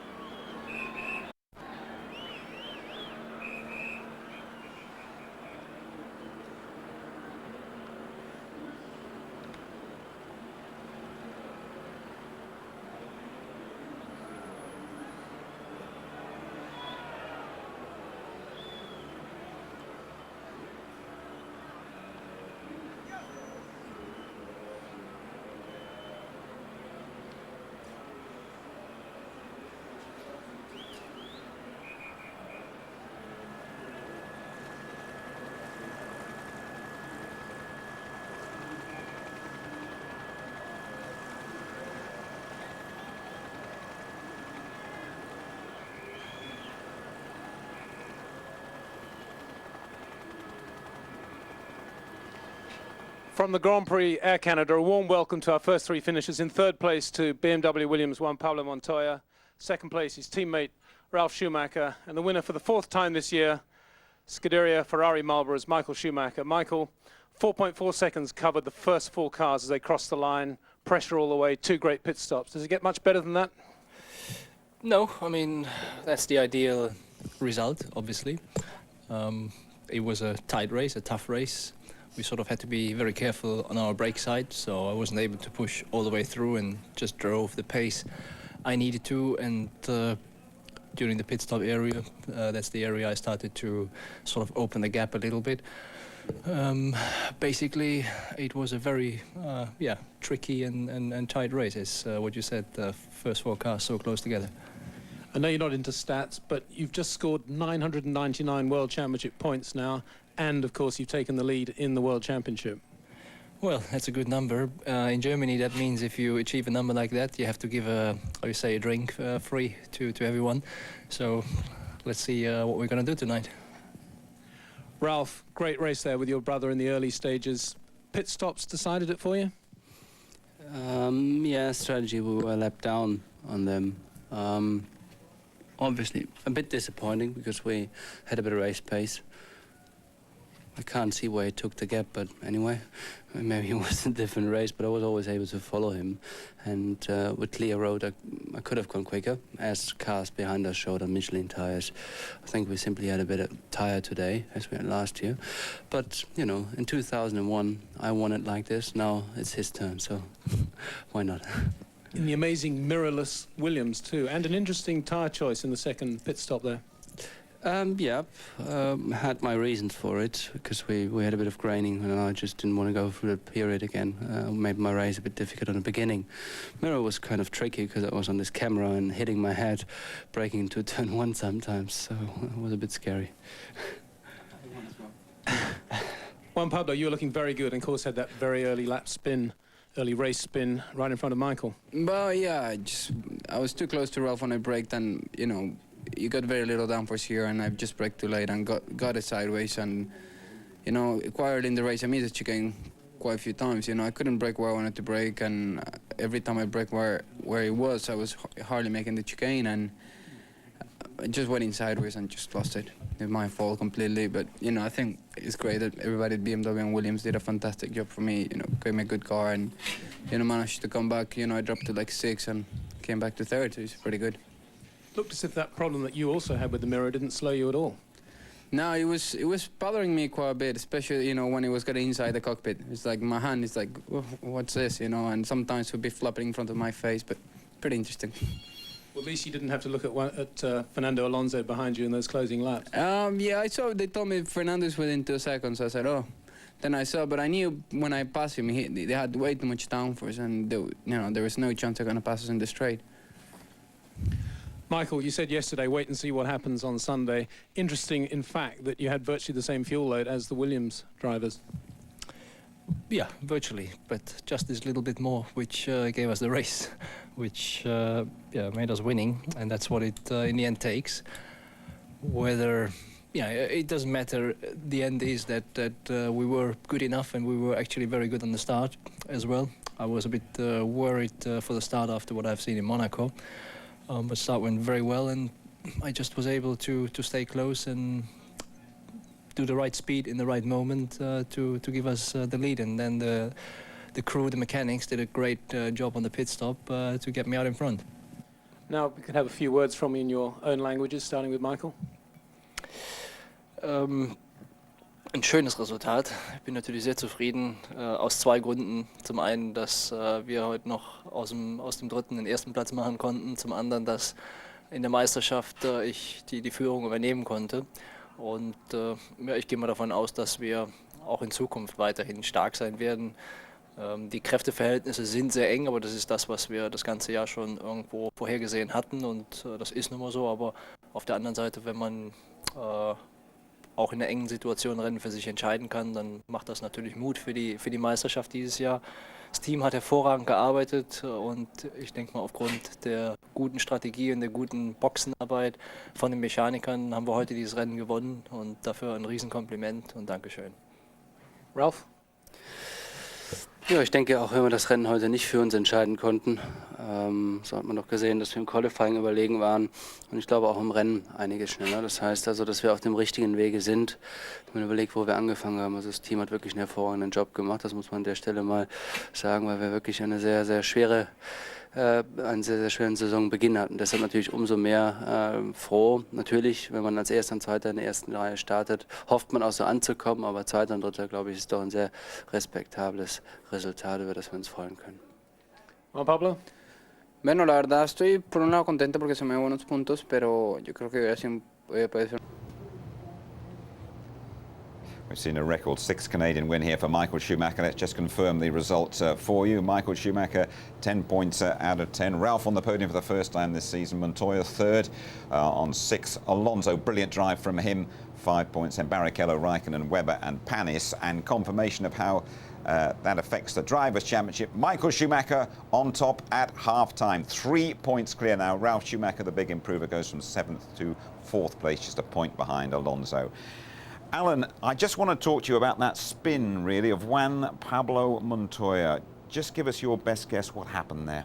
I think basically overcooked it. It was quite early in the race. The tyres were just maybe going through a transitional phase, and coming into the right-hand part of the corner, he went over the curb and then it pendulumed round going through the left, and that was basically it. Because he would be very upset by that. That's driver error, and both he and Ralf Schumacher, who didn't look that happy on the podium, would have felt they had chances to win this race for Williams. He had the better car, and in reality, Michael then controlled the race after that, and Juan Pablo threw away 10 points.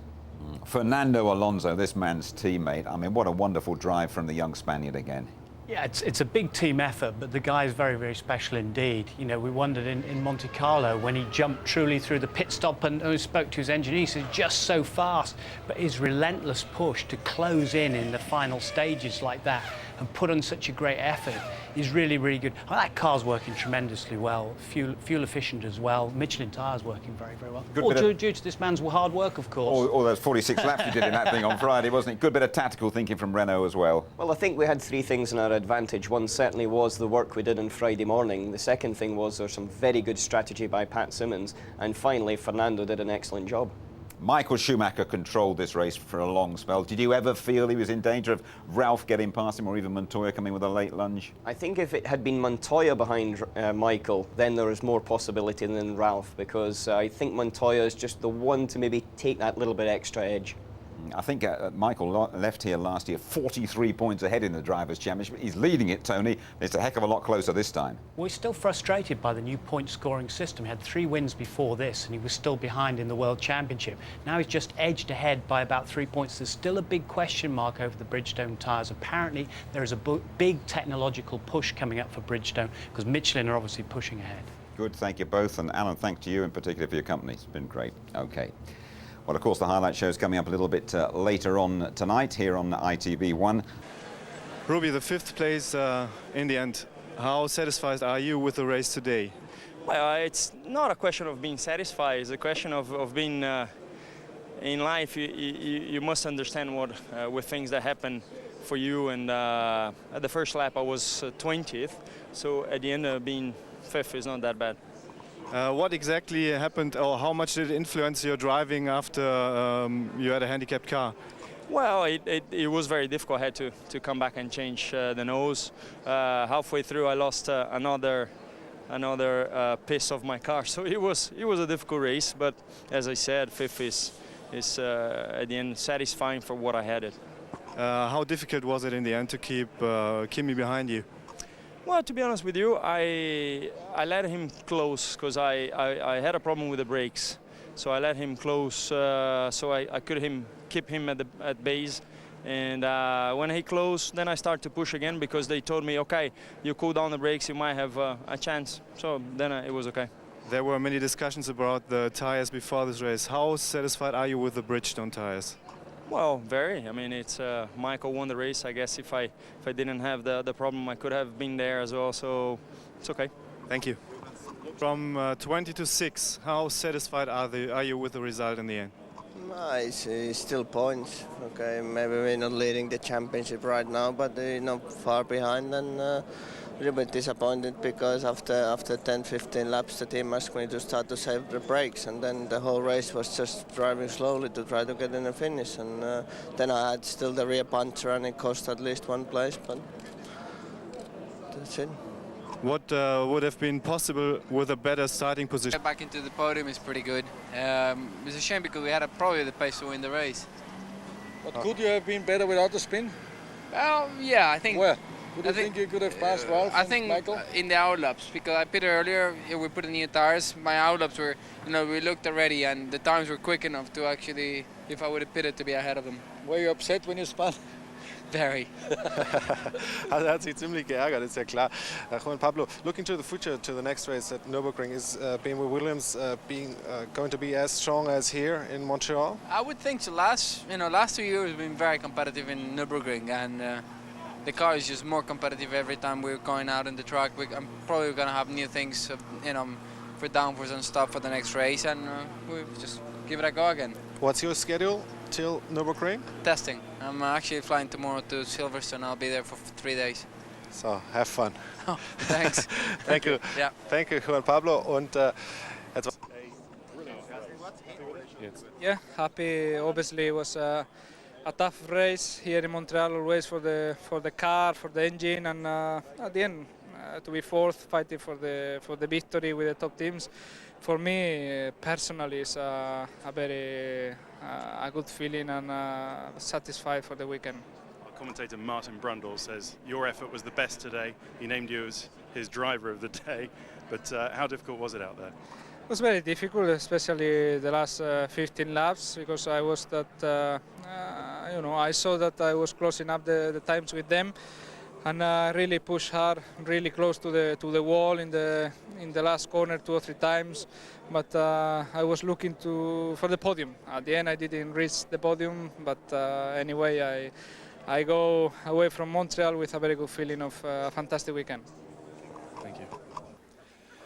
Juan, a possible victory wasted today? In a way you could say yes, in a way you can say no. I made a mistake, and even like that, I finished third with Ralph. At the end I caught him and I didn't have anything to pass him. So probably it could have been the race just all day behind him, right stuck behind him. I was speeding a lap before him, and we couldn't do anything about it. Why did you spin at the begin? I was probably downshift, and when I braked, just got it sideways, and that was it. How do you see it tire-wise right now? Because yesterday we all thought, well, it's a totally Michelin track. Today it seemed a bit different. No, I think it was a Michelin track today. It's just, they had a bit better strategy than ours, and that was it. So what's going wrong with the rear mirror? I think there's a camera in it, and it was just too heavy, and the braking here is too hard. Thank you. Ross, congratulations. Speaking in analysis, did you win it finally, or did Williams lose it?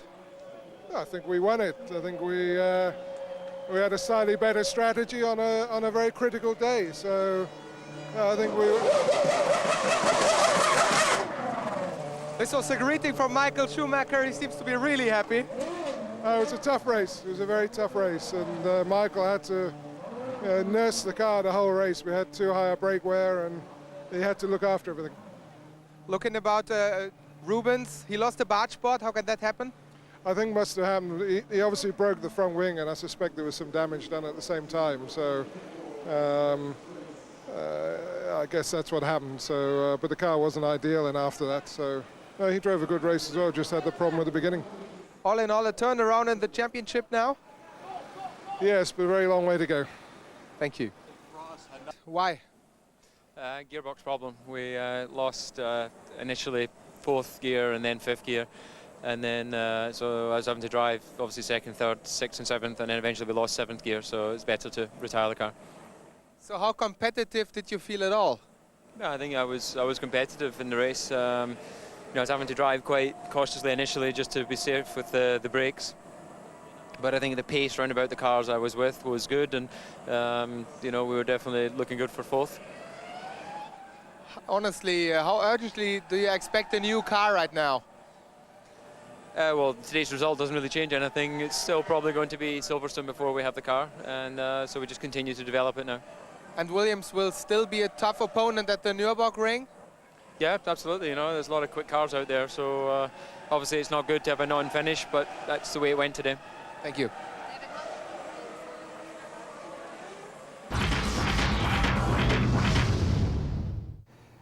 So then we've had a Schumacher 1-2 here in Montreal, although Ralph didn't look all that happy about it on the podium. Michael Schumacher then a career total now of 999 World Championship points. First podium of the season for Ralph. Montoya, his first Montreal finish. Then the very impressive Alonso, he had the fastest lap as well. Barrichello passing the 300-point career mark. Raikkonen's 3 points, not enough to preserve his lead. Webber, 7th for the third time this season. Only Panis's third finish and his first point for Toyota. Here's the top man. It wasn't tough to drive, honestly. We just had to preserve our brakes. That was the main issue. And we were very tight on that. And because I wasn't able to push, I actually drove an easy race. General assessment of this weekend? Was successful, I'd say. Been second and third. I would have loved to see us do 1 and 2, but didn't happen. Was there anywhere where you thought you might be able to get past Michael at the end? No, I mean he was as quick as we were in a straight line, so there was no real chance to come close enough into a position to overtake him. I was waiting for a mistake, but he didn't do one. I think our traction wasn't brilliant. We had a really good top speed and braking was good, but the traction wasn't brilliant. He was pretty, and like even with Alonso at the beginning, it was hard to go by him. I had to really go for it on the brakes. And I think we were really expecting that one on the brakes, but it worked. What about the spin at the start? What caused that? I went to the chicane, just got it sideways, and I didn't want to miss it, and it cost me. Obviously, Michael's result means that sadly you've lost the World Championship lead. How much of a worry is that to you? No, it's not worry. It's still many races. Now it's the half point, and hopefully we get a new car soon, and then we can fight against them again. I think it's quite good for the team because everybody do the job this weekend quite well. I'm a little bit disappointed for Cristiano because he do a good job too. But for me, it's the first step. Now we need to carry on with that. But I think the car going well. We just need to improve the performance of the car for the future. Yeah, I think everybody is very happy with the 9th place. It's a shame we didn't get the 8th position, but that's racing. We keep pushing very hard to get a 8th position or to get points. So no, at the end I think everybody's happy. It's Michael Schumacher on top. Raikkonen 3 points behind. Alonso staying third. Ralf Schumacher up to 4th above Montoya and Barrichello. No change for the others. Meantime, in the constructors, 14 points for Ferrari, just 3 for McLaren. That means a change at the top. 14-2 for Williams, they stay third. Alonso's 5 take Renault to 47. The gang of 4 are well clear. Tony, you're intrigued by Juan Pablo Montoya at the very start of the race before his spin. Well, he gave us a lot of excitement. It was an enthralling Grand Prix, but if we look at the start here, look at this. He has to defend from Michael Schumacher, and there's nearly hit one with Michael Schumacher as a concertina behind Ralf Schumacher at the start. And then he goes and spins, and look, nearly Michael Schumacher collects him. Then there's near miss number 2, but Juan Pablo threw away the Grand Prix there as it panned out. You really feel that he had the Grand Prix won here, apart from that spin, he could have won? I think with the strength of the BMW engine and the Michelin tyres that he could have made an impression. He would have made a move on Michael Schumacher. And elder brother Michael gained valuable seconds on Ralph, and it showed in the pit stop. Battle of the brothers, came down to the pit stops. Ralph had come in the lap before him, and here we are on lap 20. In comes Michael, 10.6 seconds, and out he goes. But where was Ralf Schumacher? Could he get ahead of his brother in the pit stop? We weren't sure there. Coming into the centre S, look at the brothers, there they are together, respecting the white line, and it is Michael just ahead, taking the lead of the Canadian Grand Prix, much to the chagrin of his brother. Controlled the race from there, didn't he, Michael? He did. I think he was having problems with the Bridgestones, to be honest. He was having to nurse them a bit, but he was doing a great job keeping the others behind him. Feel a bit for Kimi Räikkönen, mistake in qualifying, starting at the back. He just seemed to be pushing up to get among the leaders and had a bit of tyre trouble. High revolutions and the heat delamination. Last time we saw a big one like that, it was Mika Häkkinen at Hockenheim and it threw him into the barriers. He only lost 4 seconds there. How jammy was that, just in front of the pits? This place, though, so hard on tyres, so hard on brakes. Very, very tough indeed, and the toughest one is Monza. They have to fit the big ducts for there and here and use very special brake material as well. Didn't work for everybody. Lovely finale, kept everyone in thrall till the end. What was it, a couple of seconds separating the first 4? A couple of seconds, but Alonso was so impressive because he hauled them all in. Just look at him. He'd hauled in the top 3. There's Michael Schumacher coming up to the finish. His brother behind him, Ralph. There's Juan Pablo. And look, young Fernando Alonso, 21 years of age, and he closed right in and set the fastest lap. Very impressive from the young Renault driver, but Michael Schumacher so happy being there, just taking the lead of the World Championship for the first time. He's back on top in the World Championship, Michael Schumacher, but there's a lot of miles to be run yet. Just 3 points. He had a massive lead this time last year. There's a long way to go, and as he said in his own words, this is going to be a very, very tough World Championship. Final word about Alonso. Alonso, well, he's World Championship material, isn't he? He's going to be champion soon, but he shuts off. He does a fantastic job. You can't really talk to him on race day, but he delivers big style. He is so mature for such a young man. Good, Tony. Thank you very much indeed. Our next port of call is Germany, home for Michael Schumacher. Of course, the European Grand Prix Friday qualifying 11:30. Qualifying live on the Saturday at 12:40. The race live, big pre-race show just after midday on the Sunday, and the highlights at midnight. Well, last year Michael Schumacher left here 43 points ahead. This time his advantage, it's just 3. The title still very much up for grabs. Good night to you all.